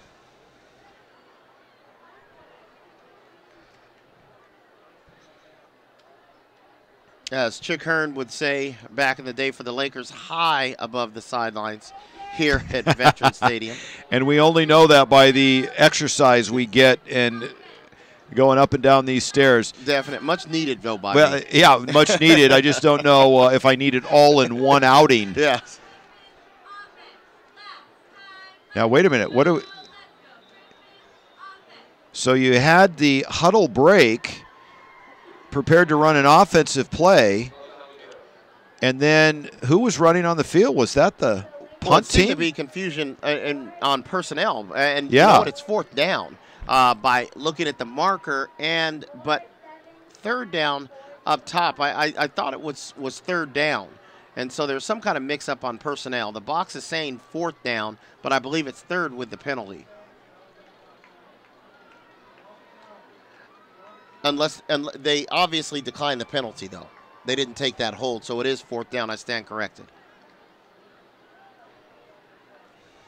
So Baton comes in for Los Alamitos, and the very dangerous Sean Myers for the Barons. So nice defensive stand, especially given the ball up with a short field. The Barons were pushed deep with those penalties. Los Alamitos unable to make them pay for it, and that bounced off of someone. That ball is hot. Let's wait to see what the call is. I thought it hit a Griffin, but they jumped on it as if it hit a Fountain Valley player. There were 2 guys down there, and I thought it hit a red jersey, hit him on the helmet. Well, the referees are going to sort this out, and it looks like they're going to give it to the Barons. But, boy, that sure did ricochet off someone. Griffin's wisely diving there were on two it. Guys. The sprinter was going down from Los Alamitos, and the Barons cover guy was with him there, and it bounced. It was a hot call, bounced off of the head of one of the Griffins, it appeared. So mark it on the 20-yard line or just shy of it. Well, if you take away the second quarter, this is an even game, and but if you watch the whole game, it's really been dominated by the Griffins, but they've really played them to a standstill, except Fountain Valley let the game get away from them in the second quarter.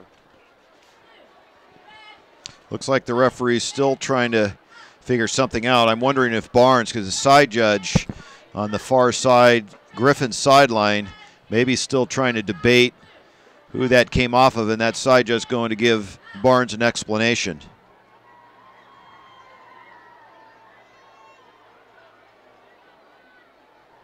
So they got that sorted out, and with 3:09 left here in the third, the Barons come to the line. Deatrumont, fake it, he's going to keep it, trying to turn some of that negative yardage into some positive yardage as he came into the game with a negative 39, and not a bad pickup on first down. Yeah, he really rode that fake in there, and that's one of the first times that they've run it to the left side, and that one looked like a complete read by the quarterback. Once he saw that he could get around that end, he pulled that ball back and tucked it and ran. We've got an injured player on the far side.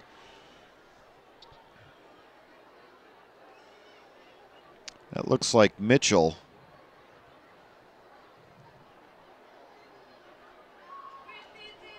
And he's going to sit down. That was rather interesting. Is Mitchell, number 25, was standing up to come off the field. And Barnes is even out there on that. So immediately you've got 5 guys around Mitchell. That was kind of an interesting play as he was standing there after the play. Well, for another coaching point, if you've got an injured player,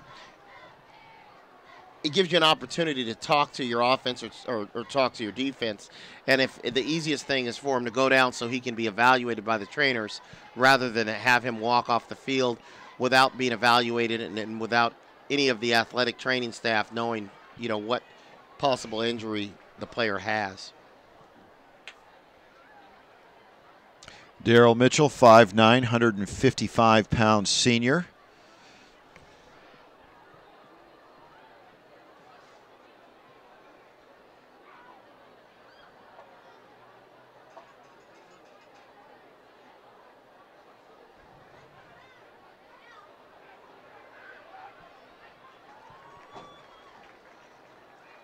You know what? He physically seems to be okay, but it's almost like he got his bell rung or something. And the way the trainers are holding on to him, he may have. And, of course, you've heard all of the talk in the NFL about concussions and the surveying they have to do and the medical evaluation, and you can bet that that trickles down. And the training staff still hanging on to Mitchell on the far side. So good that they've got him off. And hopefully he will be okay. See if we can get an update from Keith on that. So back to the action. 2nd down and 4, 2:39 left here in the third. And Deon Trumont from the shotgun. This time the handoff to Cavello, and Cavello going nowhere as he runs into some red shirts. Well, 2 minutes left in the quarter. At some point, the Barons are going to have to start throwing the ball. Michael Hayden with the stop for Los Alamitos. That's one of the questions that I always have for teams is why run the spread if you don't throw it? You've got 3 receivers. You run 3 receivers. You've got to throw the ball. And if you don't, then you got to evaluate what you're doing. Togafua checks in. Fake it to the air, just like you said. All the way downfield. Turns around, and nice catch by the Barons. And Quarterly with the coverage. Great throw downfield to Jacob Church. Wow, you can't get much tighter on that coverage. And in fact, as the quarterback was winding up the throw, my thought was, you've only got 3 yards. Run for the first down. And he thought about it. You could see he almost stopped himself as he saw a little bit of open real estate, but great catch by the sophomore Jacob Church, 160-pounder. So far on the season, only 5 catches for 50 yards. That's going to add to the totals. Handoff, Myers, and all kinds of red shirts in on the pursuit. Unless you've got exceptional speed, and I've said it now for the last 2 years, trying to run around end on this Griffin defense is really futile because they pursue to the football, they fly to the football as well as any team that I have seen in the county in the last couple of years.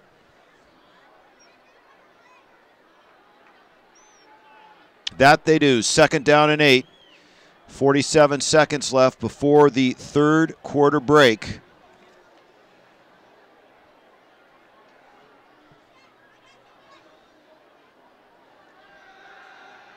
To the air, that is complete. And the Barons moving the ball again, Jacob Church. And the clock stops with 30 seconds. Well, there's a good hot read by the the quarterback, DeAntremont. He saw that there was a blitz coming from number 7, Cody Marshall, from the outside, and the receiver replaced him, and he just hit him right on the button. Should be able to get one more play off here for the Barons.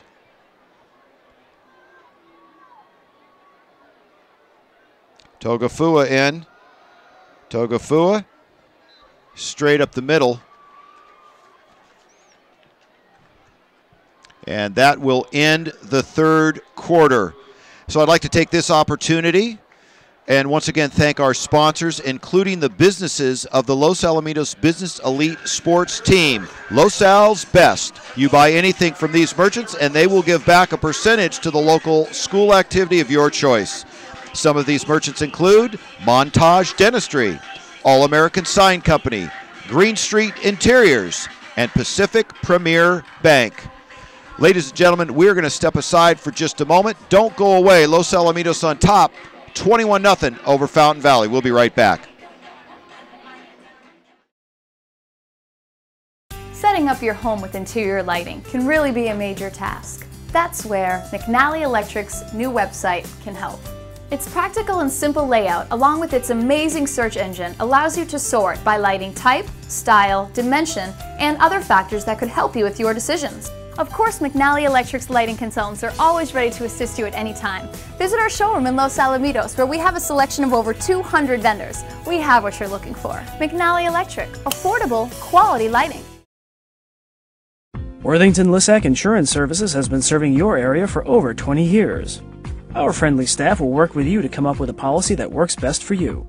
We work with Mercury, Safeco, Progressive, Fireman's Fund, and the Hartford. We offer coverage for auto and home insurance for homeowners, condos, and renters. We also offer commercial and business insurance, including commercial property, general liability, and more. Call Worthington Lissack Insurance Services at 562-795-5744. Welcome back, ladies and gentlemen. Fourth quarter action. Barons have the ball, 2nd down and 7. Handoff up the middle and moving the pile. Barons looking to get some positive yardage out of this. DeAntremont with the keeper. Mark the ball on the 8-yard line. And that'll bring up a 3rd down. So many possession opportunities here for Fountain Valley has not turned into points. In fact, many of them have stalled. You'd assume that this is 2-down territory. Myers is your man in motion, and that going all for naught. That to Togafua. Well, they're gonna have to go for this no matter what here on 4th down, because you know, though putting points on the board is important, 3 points isn't going to do them any good. And a big play for the Barons, and they are going to call timeout to chat about it. And while they're taking timeout, we would like to thank another one of our sponsors, Los Alamitos Orthopedic and Sports Physical Therapy. Mike Mandis and Andy Einhorn have been great supporters of all the Los Alamitos sports programs over the years. They not only do wonderful rehabilitative work, they offer great programs for injury prevention. That's Los Alamitos Orthopedic and Sports Physical Therapy. So big down for the Barons as they are in a 21-point hole, staring at 4th down and 3. Kevin, what do you call in this position? You've seen their plays all night. Well, I'm a big proponent on rundowns of running play action pass, and I call this a rundown because they've run in every situation, and so the Griffins have got to be expecting them to run the ball. Now, when they've gotten those 3rd and 4th and short, they've gone to that inverted wishbone and tried to run that toss. Now, let's see if they've got some sort of counter off of that. If I am the Griffins, I'm so dominant up front, and these guys aren't passing. I force them. They're in that inverted bone, and they come off the play action. Oh, Togafua had it in his hands. They had it set up beautifully. Maybe threw it a little bit on the inside and behind. And the Barons will turn it over on downs. Yeah, they come back with play action, just what we had called for. Unfortunately, just like the Griffins had earlier on a 3rd or 4th and short, you have a 4th and 4, and you run a 2 or 3 yard route, and then you don't complete it on top of it. Good defensive stand by the Griffins. That's pretty much the game. It's going to be tough to put 4 scores on the board and not expect the Griffins to score. Well, and expect to see a lot of Cody Paul on this drive. They'd love to chew most of this clock up, that being the Griffins. Give it to Cody Paul. There he is, just laying a hit on. And at the other end of that stick is Railski. Cody Paul just lowers his hat. He's got a motor. He's always moving, and he's always moving forward. Every score for him is every play is looking to score. As we have, it looks like Myers. Is that number 3 coming off? That is Myers coming off, and he got dinged up. Yeah, I think that was him that went in heads up on Cody Paul, and the way he's holding his shoulder, he may have gotten a stinger or some sort of injury on that. They went helmet to helmet or helmet to shoulder pad on that. Well, Myers couldn't even get to the sideline. That shows you how much pain he's in, and that would be a huge loss. 150-pound senior, so a small guy, but boy, he's flying around, and they need him on offense.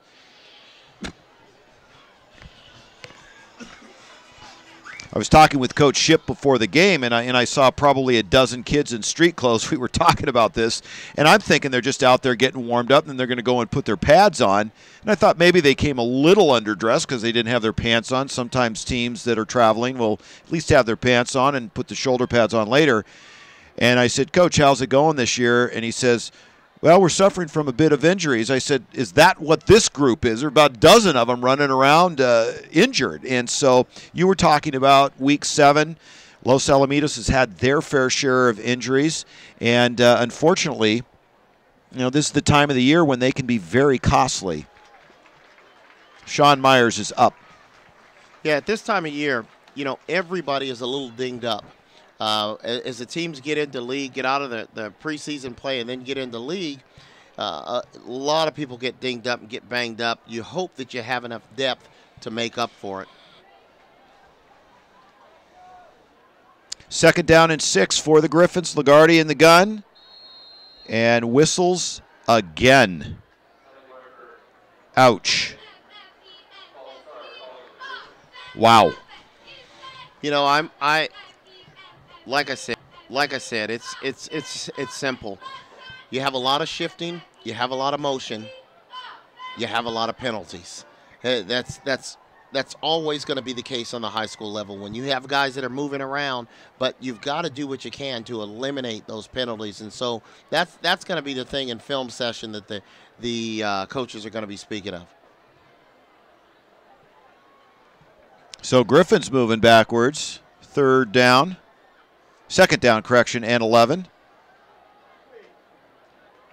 And Cody Paul looks like he got back to the original line of scrimmage. Let's go ahead and take a look at some of those injuries. I'd already mentioned Rowdy Bush, who about a 270-pound lineman out against Santa Margarita. Then you have Nick Iacano, 250-pounder, out last week against the Edison Chargers. And then talking with Coach Barnes before the game, in fact yesterday, Terrence Brown is out, the very strong safety for Los Alamitos. He had some kind of spider bite and has been in the hospital a good part of the week. So an interesting injury there is Kendall Holmes gets to the outside. He has one man to beat, cuts it inside, breaks a tackle. And I'll tell you, that one broken tackle, just enough to slow him down. And Kendall Holmes, with the longest run of the season for him. Previous to that, it was a 30-yard run. Yeah, that was about about 61 yards. He just took it right there. The speedster, Kendall Holmes, 8 carries for 56 yards before tonight's game. 7-yard average, 40 was his long on the ground. So he'll reset that, a touchdown on the ground and 1 in the air. So now mark it on the 30-yard line with 9 minutes even left in this contest. Lagarde to the air and all by himself. Touchdown, Los Alamitos, Josh Keiko. You know, we talked about it, and we even spoke about it at halftime, Fritz, off the air, is one of the things that I would have liked to have seen from the Griffins is they throw on first down. Mm-hmm. First down is a great down to throw on, especially when your run game is working. And if you don't have a lot of confidence in your passing game, you want to get those DBs off. Play action pass and right down the middle. Great play call, great execution by the Griffins. Baton checks in.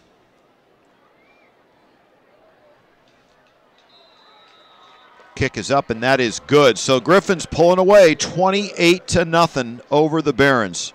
You know, the Griffins, if they could throw out the first quarter and the fourth quarter, but they'd be thinking that they're playing a perfect game. Let's go downstairs to Keith Jones for an injury report on Mitchell.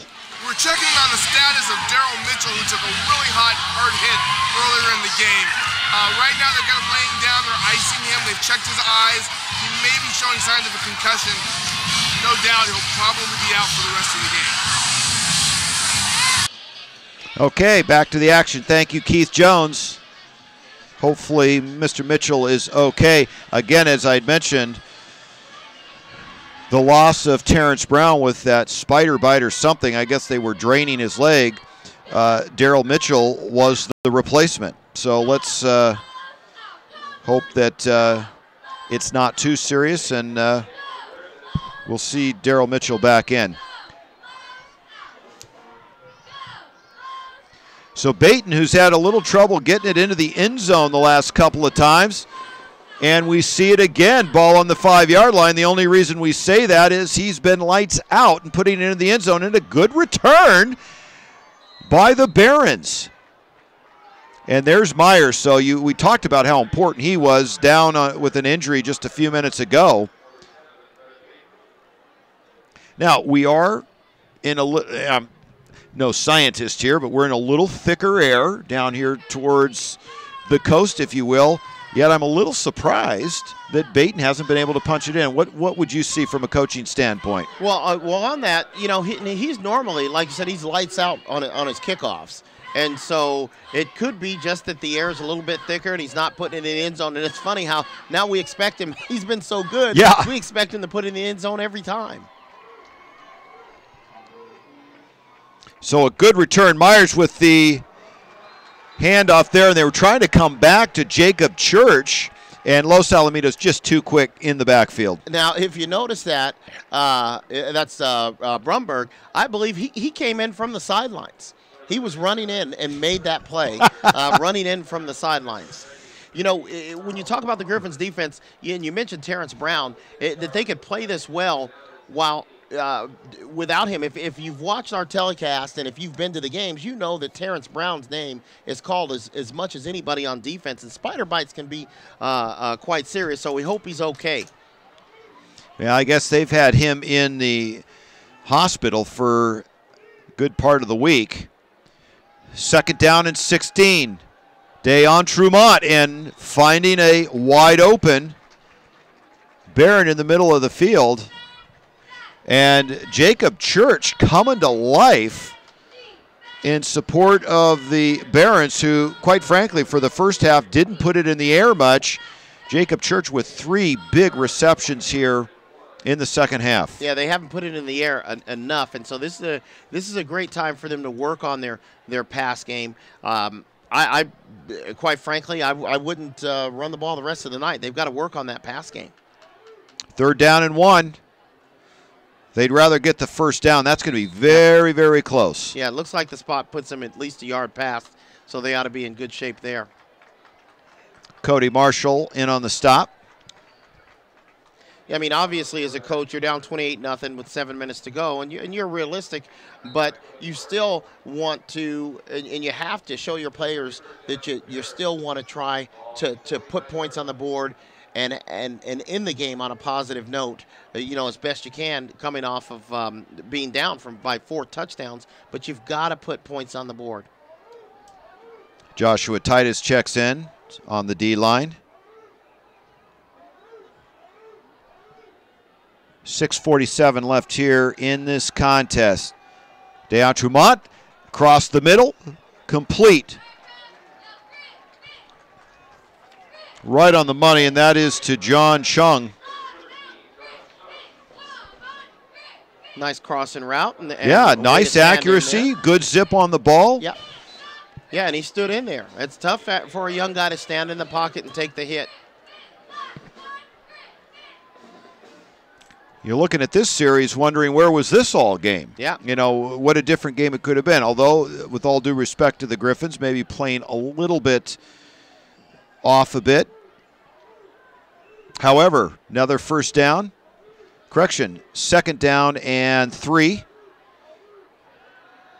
DeAntremont under pressure.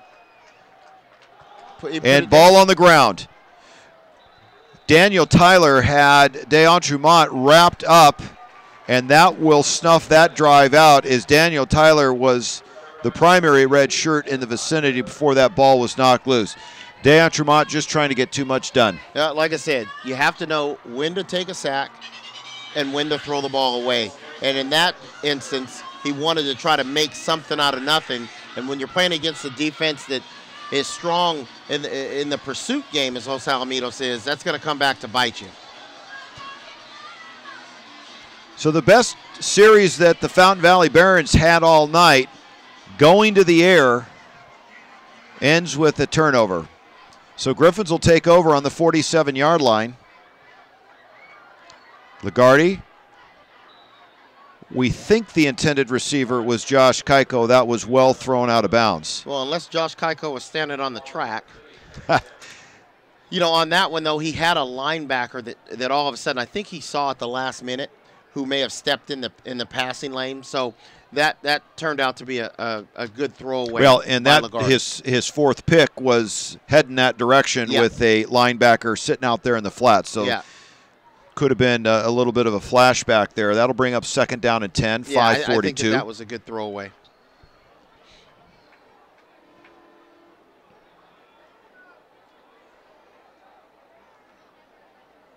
Cody Paul. I'll tell you one thing about Cody Paul. He takes care of the ball, too. I mean, he doesn't fumble much. And I just saw there through the binoculars, maybe you didn't see it up close, but, you know, you got guys swatting at that ball, and he is very, very good running full speed with that ball. Yeah, he knows how to run with that ball high and tight. He's had enough carries over his short lifetime that he knows how to protect the football. It really would be great to see at the highest level possible Cody Paul get a shot at the college level. Holmes has some blocking downfield. There's little Cody Paul laying the helmet on someone. Probably helped Holmes pick up another 5 yards. Yeah, and Holmes was smart there. He put his hand on his back, let him know that he's there, and you follow your lead blocker. He got an extra 8 yards or so out of it. Follow up on that point. You know, we were speaking with one of the local reporters, and their recruiting department was talking about Cody Paul, and their thing was, is they were saying, you know, it's just too bad that he doesn't run a 4.40, and like I spoke about earlier, that's it's a shame that a lot of college recruiters, they look at combine scores, they look at vertical leap, they look at a 40-yard dash. What I look at is when he's on the football field, does he get chased down from behind? I don't care if he runs a 4.3 or a 4.6. He doesn't get caught from behind very often. Nope. And like you say, how can you measure heart? And you know what? You can't. And you know, we all do a disservice to him by talking about his size, but that's really what makes him so amazing at this level. And this is from a guy who is height challenged also. I'm amazed at a person his size can be so, he's so powerful at that size. Bilardi with the carry on that last play. And Bilardi stays in the game. Going to give Cody Paul a rest, and Wendell checks in at QB. So some of the underclassmen getting a shot at it. Now, this is what I'll say about Lagarde as he checks out. and the Griffins have another win, you know what? He is, at this point, he is probably not as happy as he would like to have been with the production over the last 3 weeks. Remember, he started off like gangbusters the first few weeks of the season. But the one thing that he's got to look at is he's put the Griffins in position to win every week. Yes, he has. And I think you got to go back to that Santa Margarita game. And, you know, you can say, yeah, the Griffins weren't in that game, but at the very end, they made it interesting. And, you know, how many games have been won and lost, you know, with a, you know, bad snap or onside kick. And you know, it did probably put a little fear into Santa Margarita. And then, of course, Santa Margarita loses to Mater Dei. Right. So it shows that they aren't the team that maybe everyone thought. Wendell will get the PI. Well, you get a few of the groans from our neighboring Fountain Valley coaches, but I don't know what you'd be groaning about unless you were upset that your defender didn't come away with the tackle, or is not going to get credited for a tackle, but he definitely was on his back for a pass interference.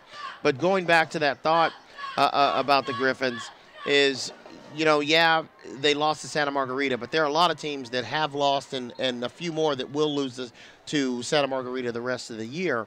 What they've got to do, what the Griffins have to do is continue to build. What Dylan Lagarde has to do is continue to be the leader on the field that he is being. You know, when you're a quarterback at a high-profile program, you got to take the good with the bad. And sometimes, you know, the quarterback gets way too much of the blame when you lose and way too much of the credit when you win. Helms checks in, number 81 on the far side. Junior. And Bilardi with the carry. Well, and let's be fair. I think here in Griffin land, there's very high expectations. Griffins were 4-0 going into that Santa Margarita game. Then they go 4-1 to open league play. It looks very comfortably with 2:28 left that they'll leave tonight 5-2.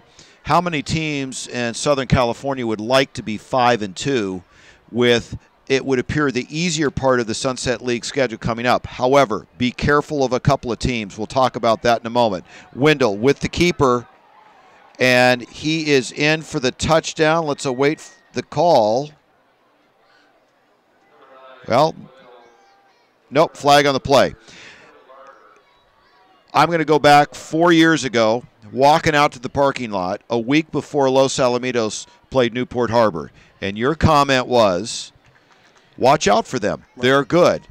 From that point on, they have been the spoiler to perfect seasons and playoff hopes for the Griffins. You got to be careful of them. Of course, they knocked off the Barons just last week.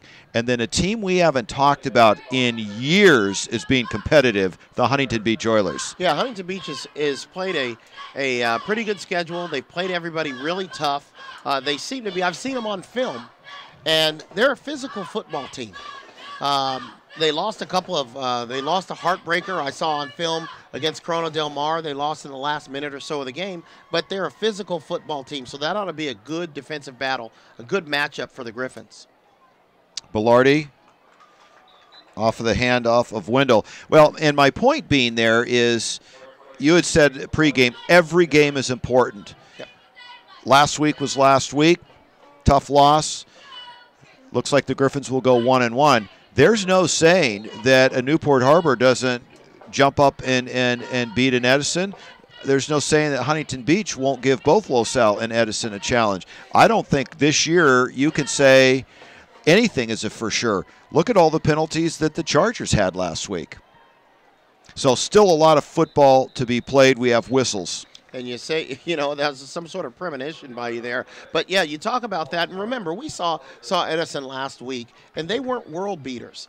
I think that the Griffins shot themselves in the foot consistently.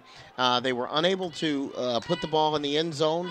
They were unable to be effective in the red zone. So, you know, they were partly to blame. You know, Edison's a good football team and made a couple of big plays, but they can be beaten Yes. by Newport Harbor. That's my point, and possibly Huntington. Absolutely. So you have to tell your kids, we're still in this.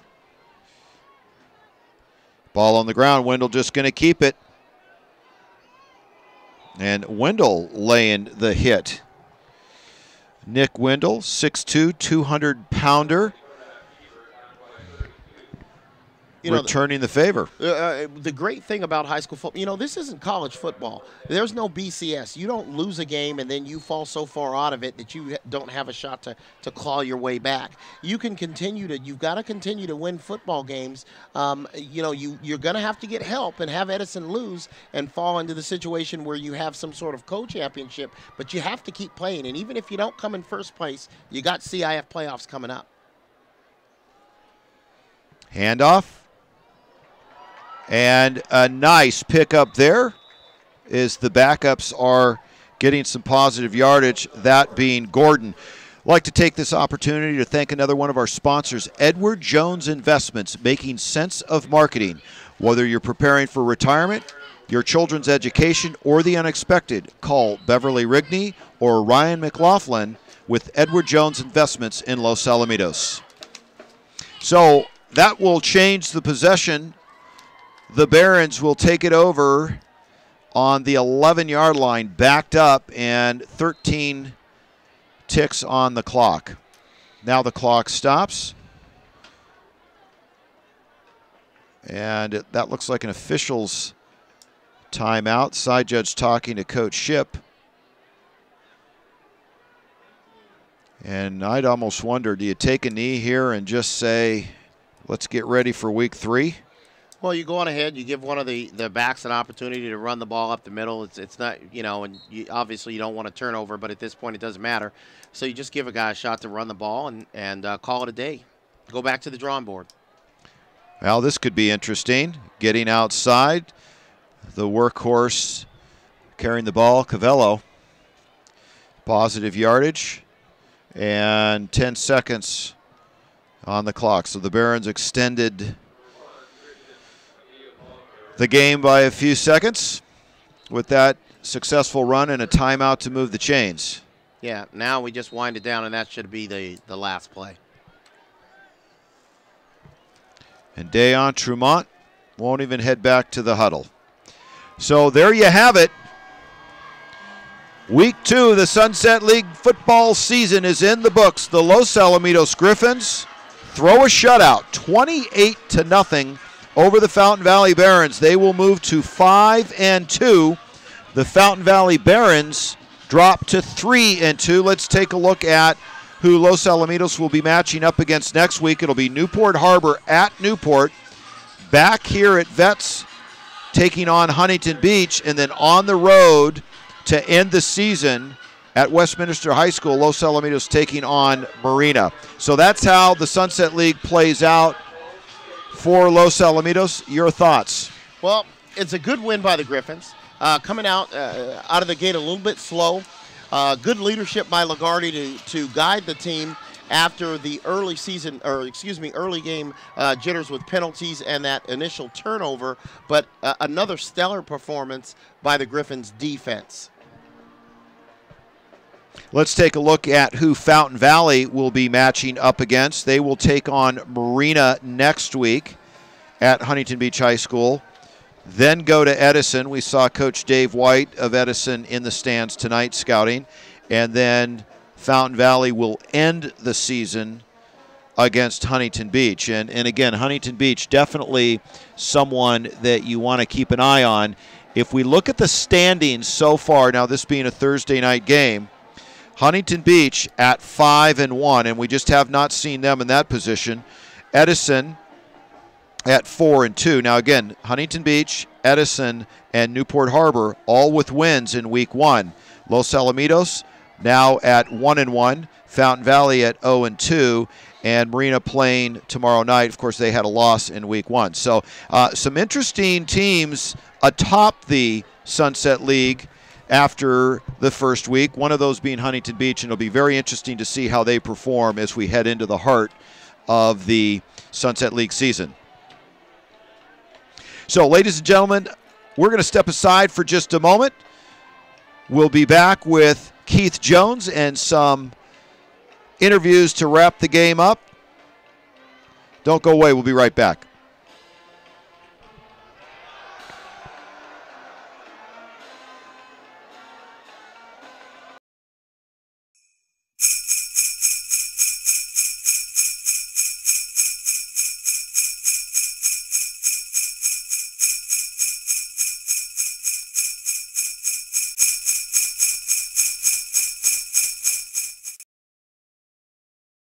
Worthington Lissack Insurance Services has been serving your area for over 20 years. Our friendly staff will work with you to come up with a policy that works best for you. We work with Mercury, Safeco, Progressive, Fireman's Fund, and the Hartford. We offer coverage for auto and home insurance for homeowners, condos, and renters. We also offer commercial and business insurance, including commercial property, general liability, and more. Call Worthington Lissack Insurance Services at 562-795-5744. Okay, ladies and gentlemen, welcome back to the Vet, where the final score, 28-0. Los Alamitos goes to 1-1 in league play, 5-2 overall. Let's go downstairs to Keith Jones with one of our standout stars tonight, Kendall Holmes. We're here after this great homecoming victory with Mr. Kendall Holmes. You had an exceptional game, a 50-plus yard run. Tell me what was going through your mind. Well, I came around the corner. I saw good blocking. I saw Josh Keiko blocking, so I just cut up right on his butt. Tried to make something happen from there. Now, when do you know it's going long? I mean, I don't know, man. When nothing's going right, just got to put your head into it and try to get things going good again. Tough loss last week. What was the mindset this week as you prepare for the game? Well, in practice, we're just going hard, trying to make every play in practice, and paid off in the game. Absolutely did. Great performance. Good to see you. Have a great season.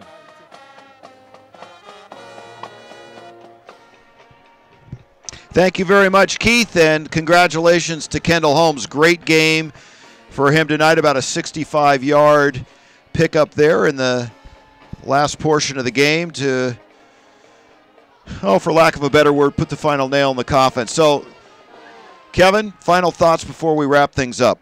Well, as stated earlier, the Griffins' defense is really the story tonight, coming away with once again a great performance, really dominating the line of scrimmage on both sides of the ball, with the offensive line also, and the play of Cody Paul. The consistency tonight with Dylan Lagarde and the leadership. I'll go back to the leadership, bouncing back after those penalties and the initial turnover. The Griffins they've put themselves in a good position in the middle of the league now. And once again, you have to take it week by week. You hope for a little bit of help if you're, because you're still going for that league championship, but you have to build. The one thing, and we talked about it in the opening, the penalties. That's what they have to eliminate. If they eliminate the penalties, they'll be in good shape. Well, there you have it. Week 2 is in the books. Griffins go 1-1. For Keith Jones, Kevin Robinson, my name is Fritz Pollard. Thank you very much for watching Los Alamitos Television's presentation of high school sports. The final score, 28-0 here at the Vet. Ladies and gentlemen, thank you for watching, and we'll see you next week. Good night, everybody.